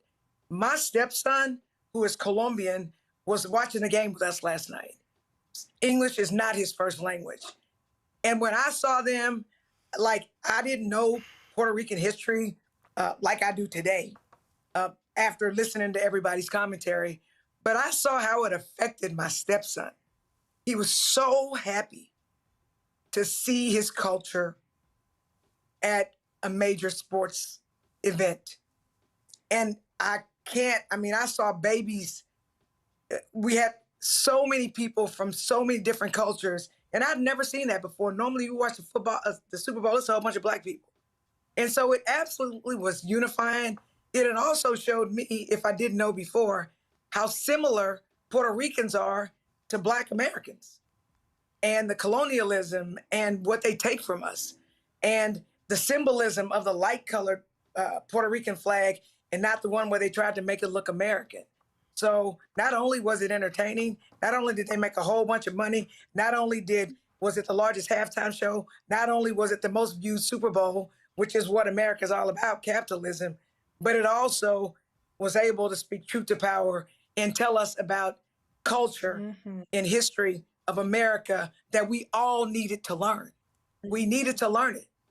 We needed to learn it. So thank you, Bad Bunny. But Lawyer Bay, Thelma, the reality is this here. They don't want these other white folk to know about history. They don't want that. They want them to remain clueless. Listen, there is never going to be a time where Megyn Kelly can tell me any damn thing, because the shit that just come out of her mouth just lets me know it's polluted. What we saw last night was American. It was so American because our culture, we have so many different cultures that allow this country to be as great as it is. If this country did not have minorities, we wouldn't have the rich history. It was time for the Latinas to have their moment at the Super Bowl with Bad Bunny. Regardless of, I didn't know what he was saying, but I was like, yeah, okay, yeah, get it, Bad Bunny. Like, I was like, you better be talking shit about Trump. That's what I kept saying. I was like, I know he talking shit because it sounds like, because the way that I know he talking shit. But I was like, I was so proud to be an American, to see this, to witness this, because we integrate these cultures, whether in the food that we eat or in the places that we travel. So why can't we see it on a big screen? And it always takes a Black person to move the needle. You have Jay-Z coming in and diversifying the Super Bowl. Then you have a Black choreographer who created his whole show. Her name is Charm LaDonna. She did Kendrick's show last year. So if we can't have a diverse culture coming in to create these stories that need to be told so we can feel it and be seen, then we're going to have a bunch of fucking pale, whitewashed, whack-ass entertainment.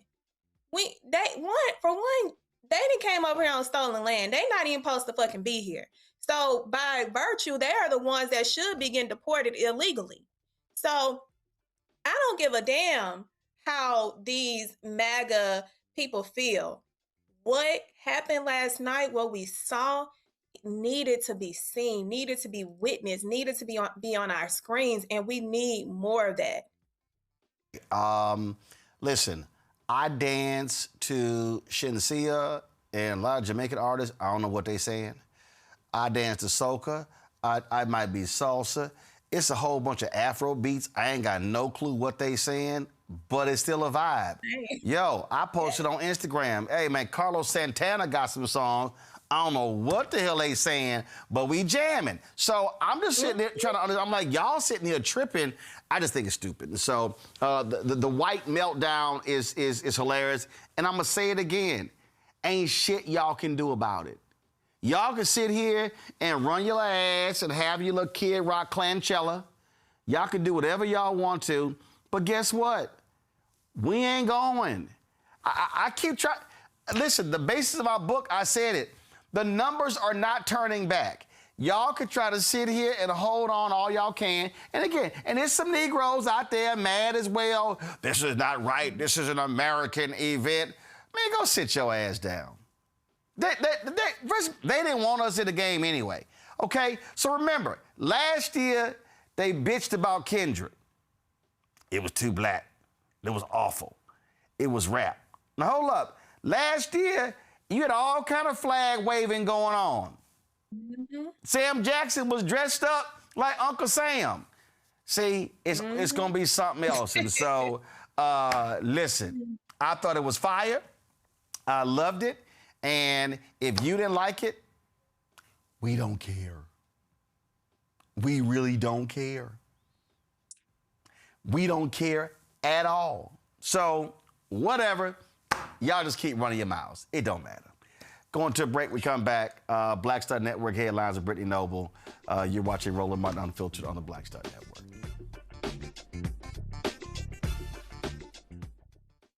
With medicine and science under attack, I want to keep you and your family informed and healthy. I'm Dr. Ebony Hilton, and I knew at the age of 8 that I wanted to be a doctor. So I studied hard and became the first African-American female anesthesiologist hired at the Medical University of South Carolina since its opening in 1824. And I always say I was made into a doctor, but I was born to be a mom. And as a new mom, wife, sister, daughter, and friend, I understand how frightening a medical crisis can be. I care for individuals on some of the worst days of their lives, and it's my mission to provide you with a safe space to gain clarity on issues affecting your mind, body, and soul. I recognize that there are health disparities, particularly as it pertains to race, and I want to help bridge the gap between you and your healthcare providers. Join me every Thursday for Second Opinion on the Black Star Network, where each week I'll invite experts from various medical fields to share the latest health news. We'll discuss topics such as the vaccine debate, mental and sexual health, medical bias, infertility, menopause, andropause, nutrition, and aging. Together with my medical colleagues, we aim to provide you with a second opinion. Don't miss it, Thursdays only on the Black Star Network. My name is Bill Duke, and you're watching Roland Martin, Unfiltered.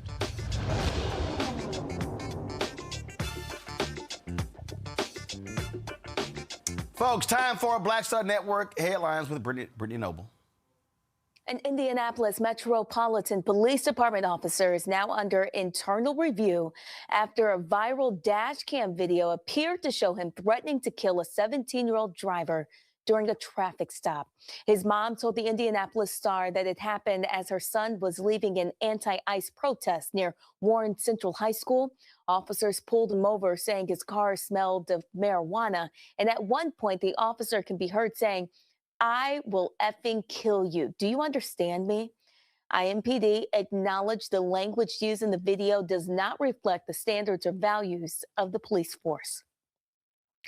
And Arkansas State University officials say they are investigating reports of hateful and deeply inappropriate behavior on the campus in Jonesboro. One report alleges a resident assistant called a student a nigger. Another showed a picture of a student at a fraternity with a racial slur and a swastika written on their back. In a statement, Chancellor Todd Shields said this type of behavior has no place at Arkansas State. It is not consistent with our institutional values and the standards we uphold as an academic community. Shields is urging anyone who has witnessed or experienced behavior to report it. And the Trump administration says its immigration crackdown targets dangerous criminals. But Department of Homeland Security data tells a different story. Nearly 40% of those arrested by ICE in Trump's first year back in office had no criminal record, facing only civil immigration violations like overstaying a visa. ICE labeled about 229,000 people as criminal aliens, but only 153,000 arrests were administrative immigrants with no criminal history, and only 11,000 were for new criminal allegations. The Louisville Metro Police Department cited the use of license plate readers in 177 criminal citations last year, with about half issued to Black people. That's according to a Kentucky Center for Investigative Reporting review of public police records. LMPD currently operates nearly 200 license plate readers, with roughly 100 more awaiting installation. Louisville police say the flock cameras are an effective crime-fighting tool. But in 2023, the U.S. Department of Justice issued a scathing evaluation of LMPD, finding the department had a history of discriminating against Black people. The Louisville Urban League president said that the findings show racial disparities in flock-related citations raise more questions and certainly significant concerns. The Super Bowl marked the end of the NFL season. For the second time in 4 years, nearly 1/3 of teams entered the offseason with head coach vacancies. Despite roughly 70% of NFL players being Black, no Black head coaches were hired during this hiring cycle. So far, 9 of the 10 available positions have been filled, with the Las Vegas Raiders expected to finalize a deal now that the Super Bowl is over. But currently, there are only 3 Black head coaches in the NFL: Todd Bowles of the Tampa Bay Buccaneers, D'Amico Ryans of the Houston Texans, and Aaron Glenn of the New York Jets. This number is just one more than in 2002, the season before the league instituted the Rooney Rule. This rule requires teams to conduct in-person interviews with at least 2 external head coaching candidates who are minorities or women. Roland.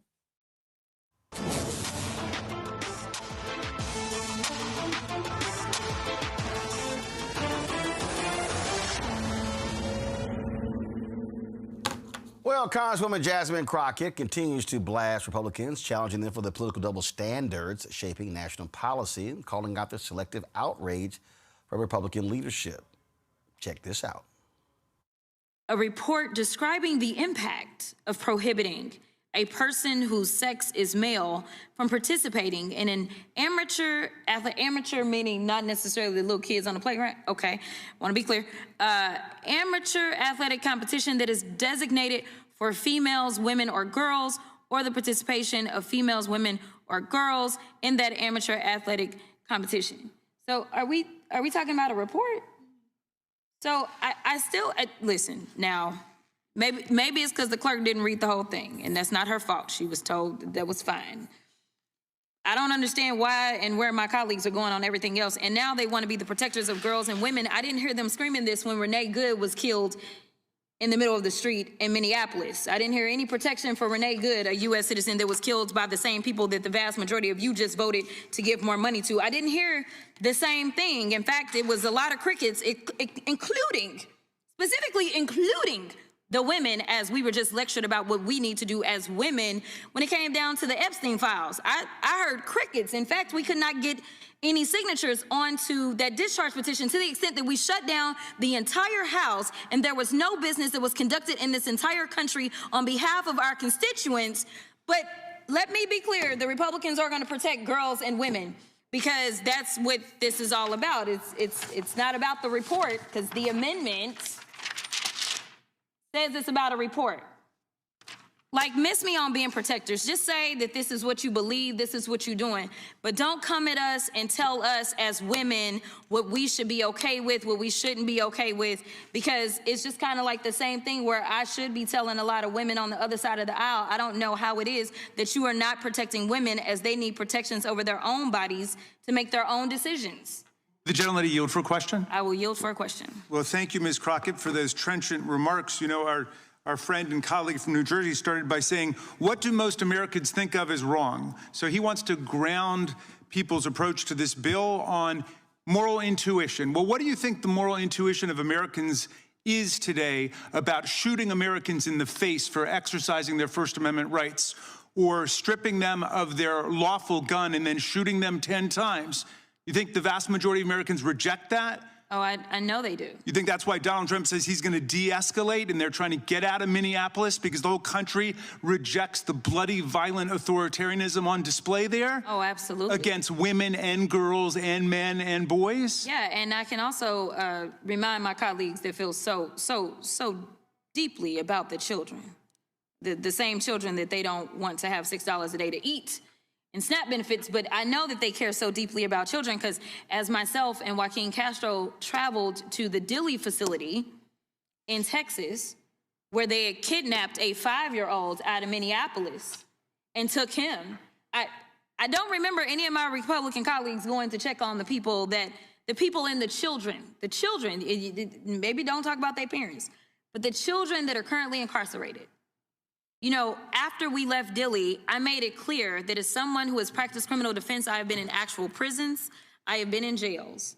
This was the first time that I've been in a facility that doesn't even offer educational opportunities. So you're snatching kids away from their schools sometimes. I do have a bill if y'all care about schools and care about the hospitals and care about the churches. I have a bill for that if y'all want to, sign up.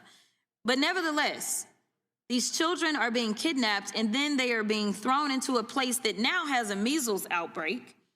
They are not being given adequate care whatsoever, and the children don't even have access to education.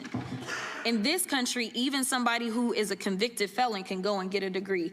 And these kids, their education has been stunted because this administration, with the complicity of each of you on that side who refuse to acknowledge what is wrong, because I agree, some things shouldn't be right or left, they should be right or wrong. So if we want to talk about the amendment, because I think you don't want a report because the reports will reveal what most of y'all don't want to actually admit, which is that when it comes down to trans people in sports on the collegiate level, we have 10 in this country.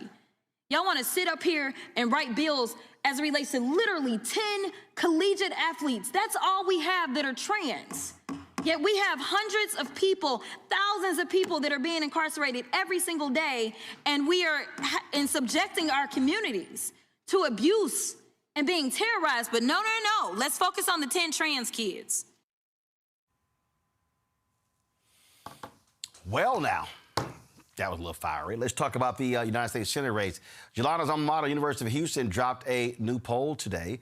that shows that Congresswoman Jasmine Crockett leading Texas State Representative James Tallarico 47-39. Go to my iPad. If you look at the overall numbers here, Crockett 47, Tallarico 39, unsure 12. Among women, Crockett is leading Tallarico by 11 with 11 points, with unsure 15. Among men, Crockett is up Tallarico by 6. Among white voters, Tallarico is leading Crockett by 17 points. 53-34. Among Latinos, Crockett is up by 9. Among African-American voters, 71-13. Broken down by generation, silent boomer, Crockett is up 2, 44-42 with 13% unsure. Gen X, she's up 3 with 18% unsure. Millennials, she's up 16 with 7% unsure. Among those with a high school education, Crockett is leading Tallarico by 25 points.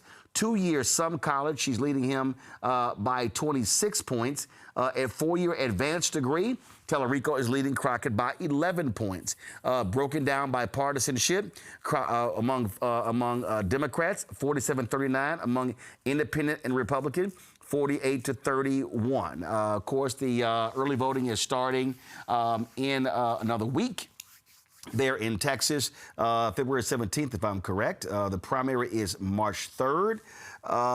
This has been quite interesting, Jolanda. It's been because there's been so much conversation back and forth among a lot of white progressives who have been, in their feelings about this race. In fact, I responded to somebody like this was interesting here, and this is somebody who is from Kentucky. And they've got Kamala Harris in their little Twitter bio. It says the Democratic establishment cannot allow Crockett to ruin our chances of winning a Senate majority. The data is clear. Tallarico is the better candidate and our best shot at winning. Big names need to start endorsing. And I just respond to the person by saying, how is the data clear? And what data are you seeing in Kentucky?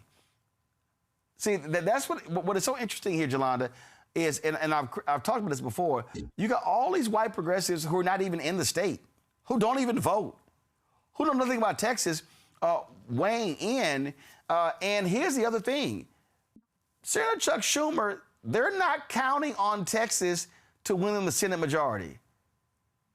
Republicans have a 53-47 lead. Democrats are looking at holding Georgia, holding Michigan, winning North Carolina, upsetting Susan Collins in Maine, Sherrod Brown winning in Ohio, and then an upset in Iowa or winning the seat in Alaska. That's the pathway they see to a 51 majority, not Texas. The problem with white Democrats, Roland, quite frankly, is they don't try to get black people out to vote. They take us for granted and they ignore us.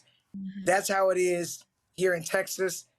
It's sad, even though black people are the most reliable voters for Democrats. And the largest group of eligible black voters in America, they're in Texas.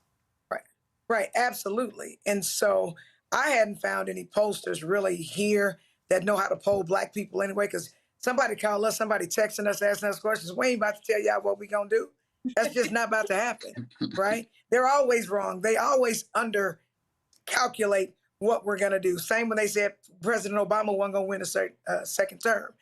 And so that is the epic failure of the National Party. And then they wonder why because the National Democratic Party has ignored Texas and has ignored black people, then it would make sense that Trump would target Texas to redistrict and set the standard for around the country and target black voters. So the only people who don't realize how important black people are to the Democratic Party, especially in taking Texas, is white Democrats nationally and in Texas. Mm-hmm. So Thelma, here's the thing, and which is also part of this deal. The way the white Democratic strategists get paid is they'll tell a candidate to dump as much money into TV. I saw this story earlier where folks were questioning Congresswoman Crockett's campaign, talking about how Tallarico's outspending her on television. Texas is a huge state. Well, here's the whole deal. The consultants get paid by the TV and radio buys. That's how they make their millions. What they hate to do is to put the money on the ground. They hate to put the money in GOTV because they don't get paid that way. And listen, the one thing that James he allowed them to get him off of his position of where he knew he was going to run, then get him to flip. I don't know what they offered him on the background, but they played in his fucking face. They played in his face because they wanted him to believe that he was going to come over into this particular race and run it. That's not what's happening, because that's not what the people want. The people see the lack of authenticity, and when they see that you are going so heavy in these rotations of these ads and the moves that you are making that are misguided, they see right through you. And to know that this particular consultant that he allowed to trick him out of his spot, I'm just going to sit back and enjoy, because you knew what the plot was. You knew what the plan. And whatever price they put on you and you allowed your integrity to be bought, you're going to deserve everything that comes from this, regardless of whatever poll that you may or may not believe, whatever, how much you are spending. Like, for the life of me, these Democrats, especially this particular one, why would you let these people talk you out of your position? The thing that trips me out, the thing that trips me out here, which is hilarious, Congo, is, and I went back and pulled it. Since Lloyd Bentsen won in 1988, there's never been a primary that was uncontested. And this is what I've always said. I've always said this here, that because initially Tallarico jumped into the race. Former Congressman Collar Allred jumped into the Senate race. When Crockett announced, Allred dropped out, and then he ran for for a congressional seat. And so these folks were just up in arms. And I was sitting there going, why y'all mad? If y'all believe that Tallarico is the best candidate, win the primary. If you believe that Crockett is the best candidate, beat Tallarico in the primary. That's the whole point about elections. Everybody has a right to run, and if you think you're the best candidate, you win. Like this person is sitting here, polls are not perfect but clear. Cornyn beats Crockett 48-43. Paxton beats Crockett 48-45. Meanwhile, Cornyn beats Tallarico 45. Okay, this is how stupid this person is. She tells me that Tallarico by the data is the best candidate. So this person hits me and says, Cornyn beats Crockett 48-43. That's 5 points. Paxton beats Crockett 48-45. That's 3 points. Meanwhile, Cornyn beats Tallarico 45-41. That's 4 points. Paxton beats Tallarico 45-43. So you're telling me that Tallarico can win, but according to what you posted, he's losing, just like Crockett is. And also, a poll in February is not the same as a poll in October. I'm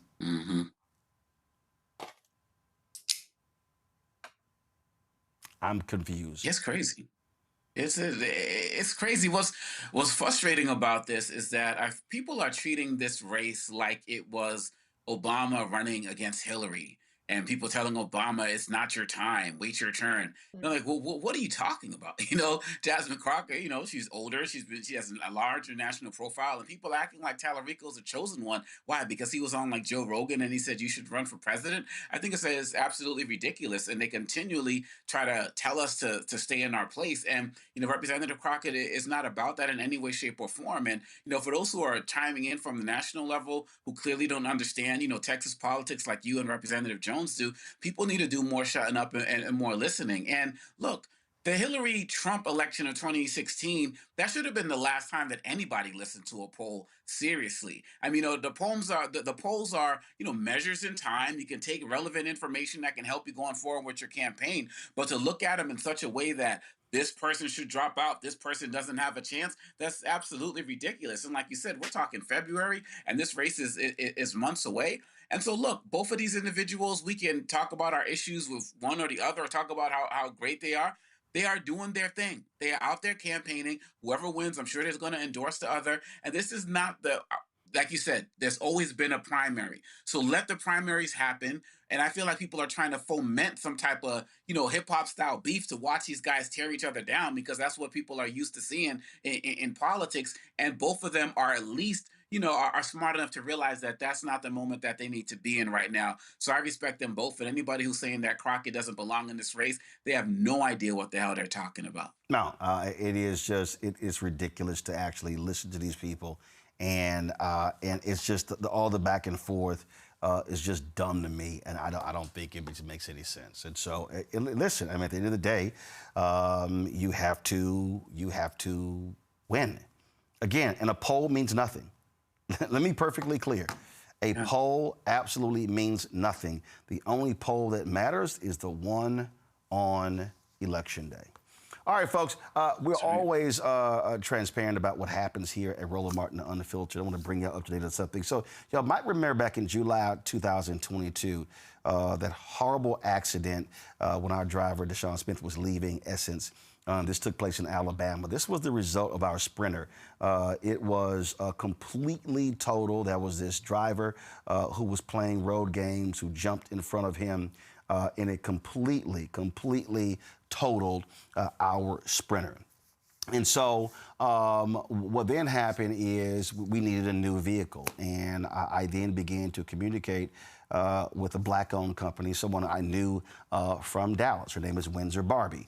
The company was called Sterling Luxury Auto. And so we were talking about building a new Sprinter. And so we sent her company $174,000 for a new Sprinter. Y'all might remember when her office opened in Kansas City. Go ahead and roll a video. I traveled there, and I was there, and I visited the place, and this was the shop that was there. They were working on all of these other vehicles, and they had a big old, ribbon cutting, and preacher was praying. And while we were there, this is a photo. Right, that's the ribbon cutting there, and all the different workers. And this was the photo. This is the photo you see right here. I'm showing right now my iPad. This was with the Mercedes team, and I took a photo with them, and I sat down with them, and we went over the whole deal. Because what I wanted was, of course, for us to, when we spend our money supporting black-owned companies, and so that's what this was. And so then, we were talking about a vehicle being delivered, and then so she hit me up and said in June 2023 that a vehicle was done and was being transported to us, being driven here. And then said that there was an accident in Ohio where there was somebody had hit it, and then she got with the Mercedes team. They did not want to send me a repaired vehicle, wanted to send a new vehicle. Well, at that time we started talking, and I really began to reassess the Sprinter. Do we need a bigger vehicle? This is the vehicle that we ended up getting.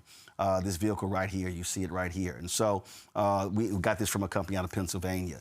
But what then began to happen is, so we began to work on that. And so I started getting updates from her saying what was being built, and this was what's going on. We're starting work in January of 2024. And then I was like, hey, we need this vehicle because we're going to be on the road doing stuff, covering the Kamala Harris campaign. And so as we got into April and May and June, I'm like, hey, what's going on?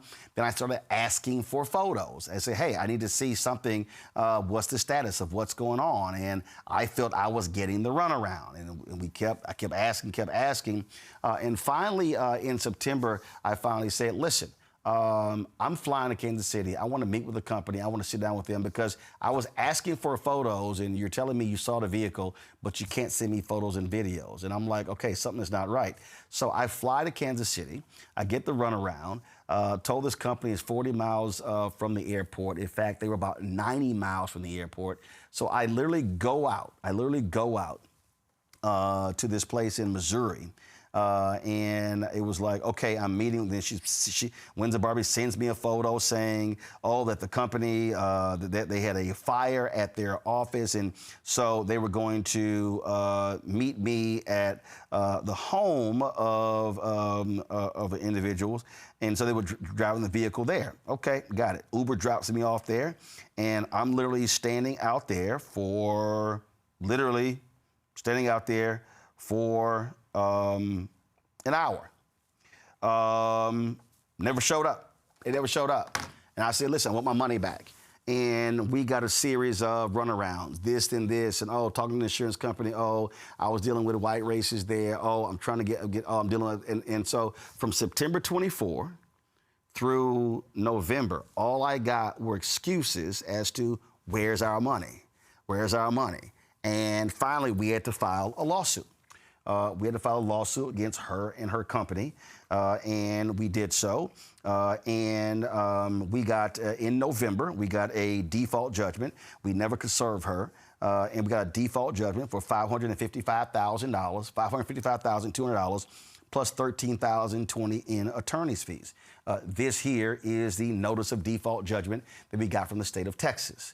And I made it clear, and again, it was just lie after lie after lie. I have all the text messages, and it was just, I'm working on this, working on that. Hey, I'm going through the insurance company. Okay, great. You're going through the insurance company. Okay, send me the name of the insurance company, send me the claim number, send me the contact person. Never happened. My CFO, it never happened. Now, Windsor Barbie, I knew her from there. She's worked many political campaigns. In fact, when I gave the MLK speech in Dallas, she was there at the event with her daughter. And so the problem I have is, again, we wanted to work with a black-owned company. And this company screwed us. Now, let me be real clear. I made it clear to folks that if we work with black-owned companies, we work with others. Well, there was nobody else we could find to get a vehicle. So we got our new vehicle. Everything is well. And you know what they did? They were giving me updates. And then when they were building it, I was getting photos every single week, showing me the progress. That never happened. And so I made it clear to Windsor, you screwed black people. Black people donated to this show and gave them money. You screwed over black people for $174,100. And now we have this default judgment of $555,000. And I made it clear to her I was going to do this story publicly. And my deal is you need to repay us. And again, I got the emails and text messages going to get done. But I wanted y'all to understand why it took so long. We did not get our replacement vehicle until May of 2025. The accident was in July of 2022. And that's because we got the runaround from Windsor Barbie and Sterling Luxury from December 2022 all the way through May 2000. As a matter of fact, I got the runaround up through September 2025. I did not want to file a lawsuit. The lawsuit cost me money to file the suit, so I lost $174,100 saying to her, plus I lost money getting with a lawyer, but it needed to be on the record, and I'm being perfectly clear to Windsor and anyone associated with her. We are going to go after our money. We're going to recoup our money. And I made it perfectly clear. So I just wanted to give y'all an update of that. I waited, my lawyer, I waited for the default judgment to be final. The default judgment was final in December. I sent her an email saying we were going to do this, never responded, never replied at all. And so when you do business right. And I even told her, be upfront honest with me. Tell me what happened. It was always a bunch of lies, and that's all it was. And again, I have all the text messages, you name it. And so folk just wanted to understand, and again, this is who she is right here. This is who she is. And we sat there, and I went there, and all this sort of stuff. We were excited about doing this here. And this is what is so crazy. She got calls from people after we ran the video on the show of the opening. People were reaching out saying they wanted to get vehicles because we were associated with. Could have made a whole bunch of money selling other vehicles if you had done business right. Again, the judgment's for $555,200. It's official, state of Texas. This is the seal. Like I said, this is the actual judgment that was filed right there in Dallas County, and so you can see it right here. And so we gonna always be upfront when we talk about how money is being spent. Listen, I get paid speeches and I get for my books and stuff like that. That's separate money. But when it comes to this show, I'm gonna sit here and protect the resources that we're given to do the work that we do. So just letting y'all know about that. All right, final story we'll talk about today. Well, not today. Yesterday was actually the 100th anniversary of the baddest high school in the country, Jack Yates High School. Jolanda knows it quite well, even though she didn't go to Yates. It still drives her crazy. She did not go to Yates. She, of course, Jack Yates has been in her district. She's been on the city council, school board there in the state capitol as well. Historic high school alumni. Of course, I'm a graduate, 87, but Debbie Allen, her sister, Felicia Rashad, and so many others. When you talk about historic high schools, this was the preeminent black high school. And so, like my parents, they lived, by the ship. My mom lived by the Ship Channel. She went there. My aunt went there. My dad actually graduated from Yates as well. And so they were on today at the Houston City Council with a proclamation for the 100th anniversary. Officially, it was yesterday. Again, and I'll dare say this here, it's a lot of black schools out there, and it's a lot of black high schools. But it's something different about JY. I have traveled this country and run into Jack Yates graduates, and they will let you know that they are JY graduates. Jolanda, I dare say, there's no other high school in Houston that has the type of alumni as JY. And even as a state rep, the Jack Yates High School is in my district. George Floyd went to Jack Yates, in case y'all don't know. But yeah, Jack Yates is where prominent black people went to school. They have history, athletics. They have Dexter Manley, who played for the Washington Redskins. I could go on and on and on and on and go. I think Roper went to A&M, which is where you went. John Roper, he was at Yates. He was at Yates when I was there. He went to Texas A&M. Right. And so I had to put this on. So this is I played baseball at Yates. Also, I was in School of Communications. And so just so some of y'all, if y'all think I was not clear as to what I was gonna do, this is literally what I was called by the students when I was there. This was my nickname when I was there. But Roland, you got to say, you helped us reopen the School of Communications at Jack Yates. Let's tell the truth and shame the devil. You helped us getting equipment there. You came back. And if you want to be on radio or television and entertainment, you need to go to Jack Yates High School. Yes. JY. So any case, Roland has done a lot. He's never abandoned JY, even though he moved out of Houston and moved somewhere else, but he's always there. I know I've had the opportunity when I was on the school board to present Roland with an award for helping JY remain JY. So. Well, as a matter of fact, I was just texting the principal over the weekend because I still believe that there's more that the HISD can do. Superintendent Mike Miles, and so I got his number. He'll be hearing from me as well because Jack Yates should be the preeminent communications institution. We're now living in a completely different world, a digital world, and there are things that should be done there. And also because several years ago I established a scholarship there as well. So we award 3 to 4 scholarships every year of students there. And one of the things Delma Congo, that a lot of times when we talk about graduates helping schools, most folks, it's their university. And I just simply felt, and I still believe, that we need to be having a presence at our high schools, because we can actually impact the future students. Sure, it's easy to say, fine, I'm gonna give a scholarship to a student at Texas A&M. That ain't gonna happen with them crazy-ass right-wingers controlling everything, so that's not gonna happen. But again, when we look at many of our historically black high schools, those students need graduates to come back and then stand with them and help them matriculate wherever they're trying to go. It is so important. It is so important. When I do my speeches in different parts of the country, I talk to people about going back to their elementary schools, their middle schools, but that high school part is so important because it's really giving people, they're about to leave this, some school districts, they're walk around the corner from K to 12.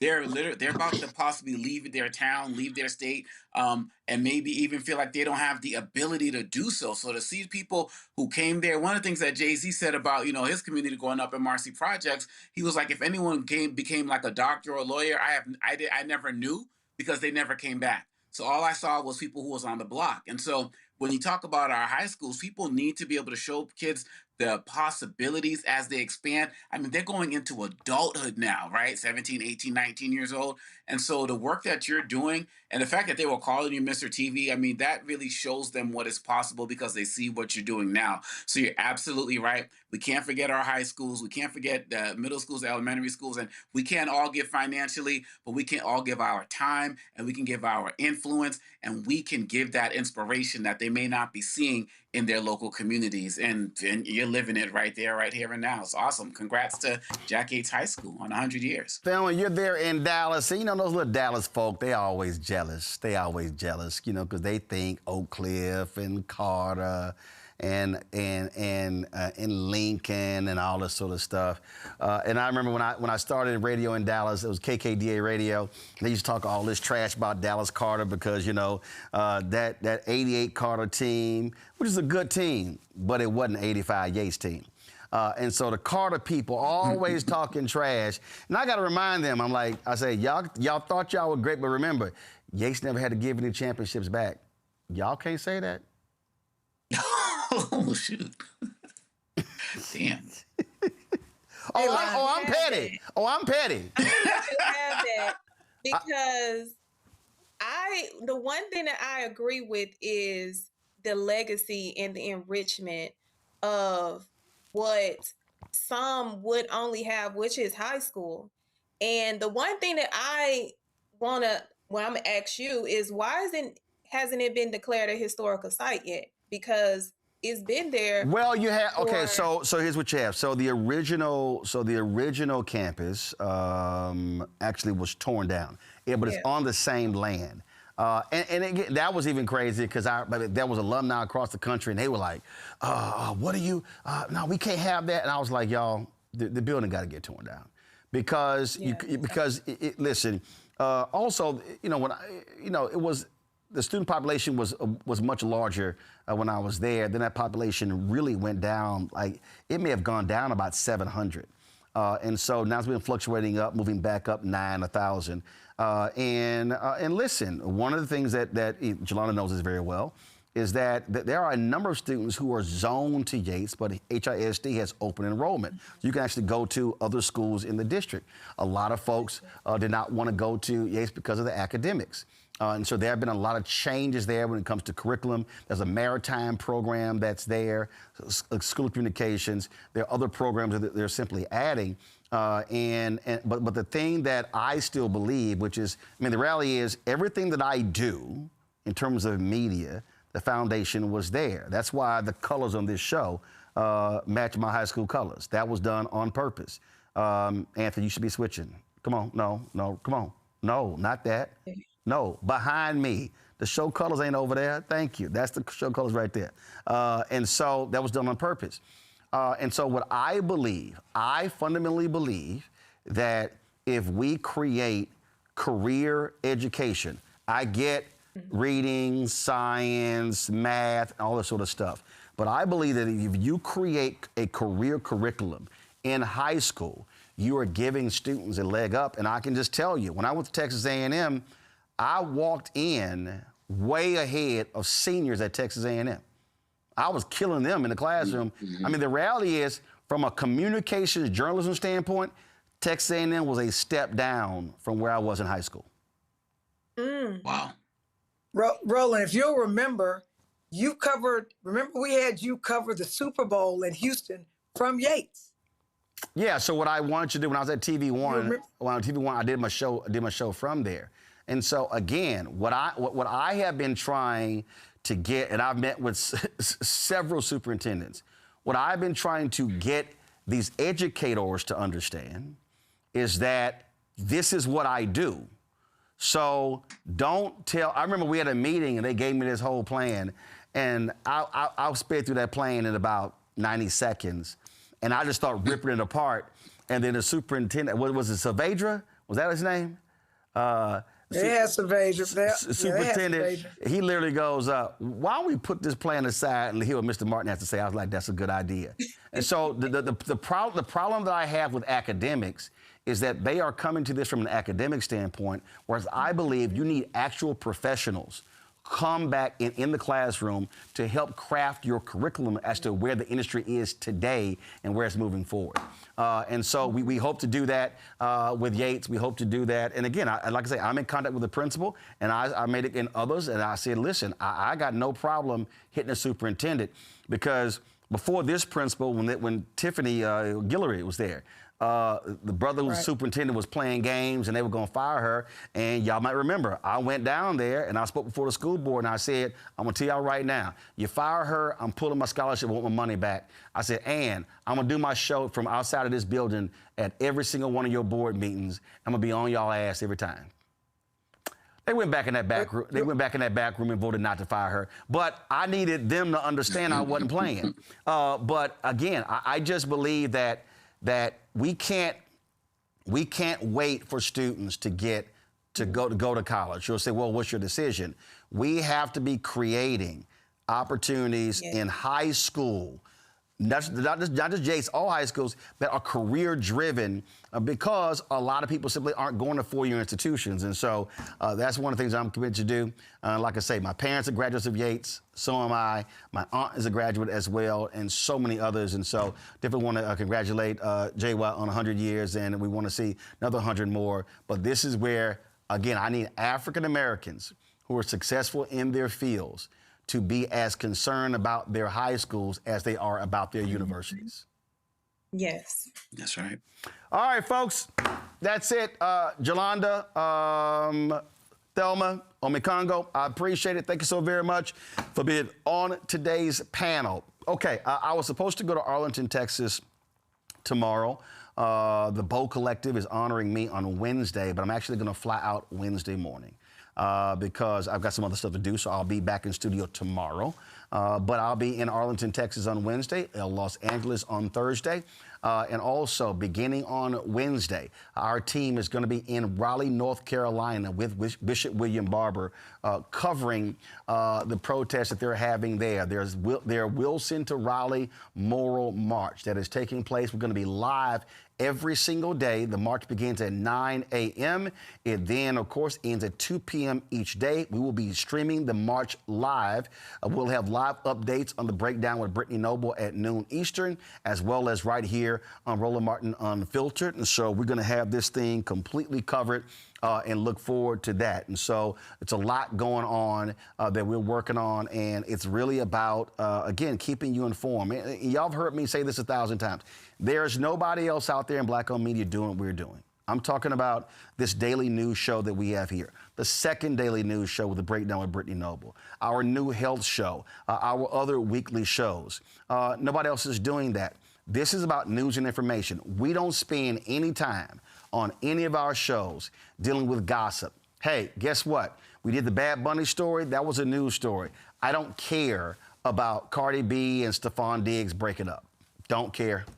Don't care. Y'all want that news? Go follow somebody else. And that's fine with me. Go follow entertainment. But I just fundamentally believe that we have to have a news and information network committed to the issues that matter to our people, that center us and put us first, and that's what we do here on Roland Martin Unfiltered. So your support is critical. I'm telling y'all, it's $195,000 a year, a month. to what we do. All of these shows, get a shot of the office. You tell me, this is a 5,800 square foot studio. We just added all new robotic cameras in here.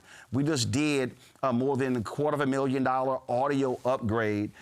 Trust me, a lot of y'all was sitting here upset with audio on the show. So was I, and so we did that. We are sitting here looking at how we're going to be covering things on the ground across the country. And so it's a lot of stuff that we are trying to do. This is the election year. What's happening in different states around the country. We want to be on top of that. And so your support is critical. If you want to support us via Cash App, use the Stripe QR code. Remember, we're trying to get 20,000 fans on average to contribute $50. If you can't do $50, we understand. If it's $1, $5, $10, $25, that's great. If it's more than that, that's great as well. Every dollar is appreciated. But Cash App, use the Stripe QR code. You see it right here. Click the Cash App Pay button to contribute.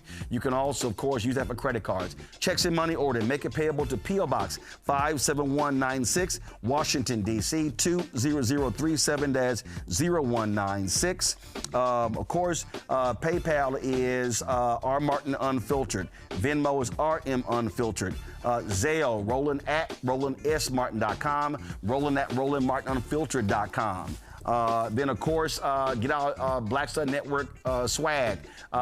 Shop Black Star Network. You can zoom that out, guys. Get our T-shirts. Get our wall art, mugs, you name it, all that sort of stuff. Be sure to get it. ShopBlackStarNetwork.com. Then you have all of these Black-owned products you see as well right here. That all those different companies are Black-owned companies. When you support those companies, when you buy those goods, then you also support this show as well. And so please do so. And don't forget to download the app. Of course, fan base. Be sure to download that. All right, folks, that is it for us. Again, shout out to all my JY people. Look forward to being back home in Houston. And again, thanks a bunch. Y'all keep supporting the work that we do, because I'm trying to tell y'all, hey, mainstream media ain't doing it. They're not saying what needs to be said. And so we're going to keep doing what we do. And so that's how we do it right here on Roland Martin Unfiltered on the Black Star Network. I'll see y'all tomorrow. Holla!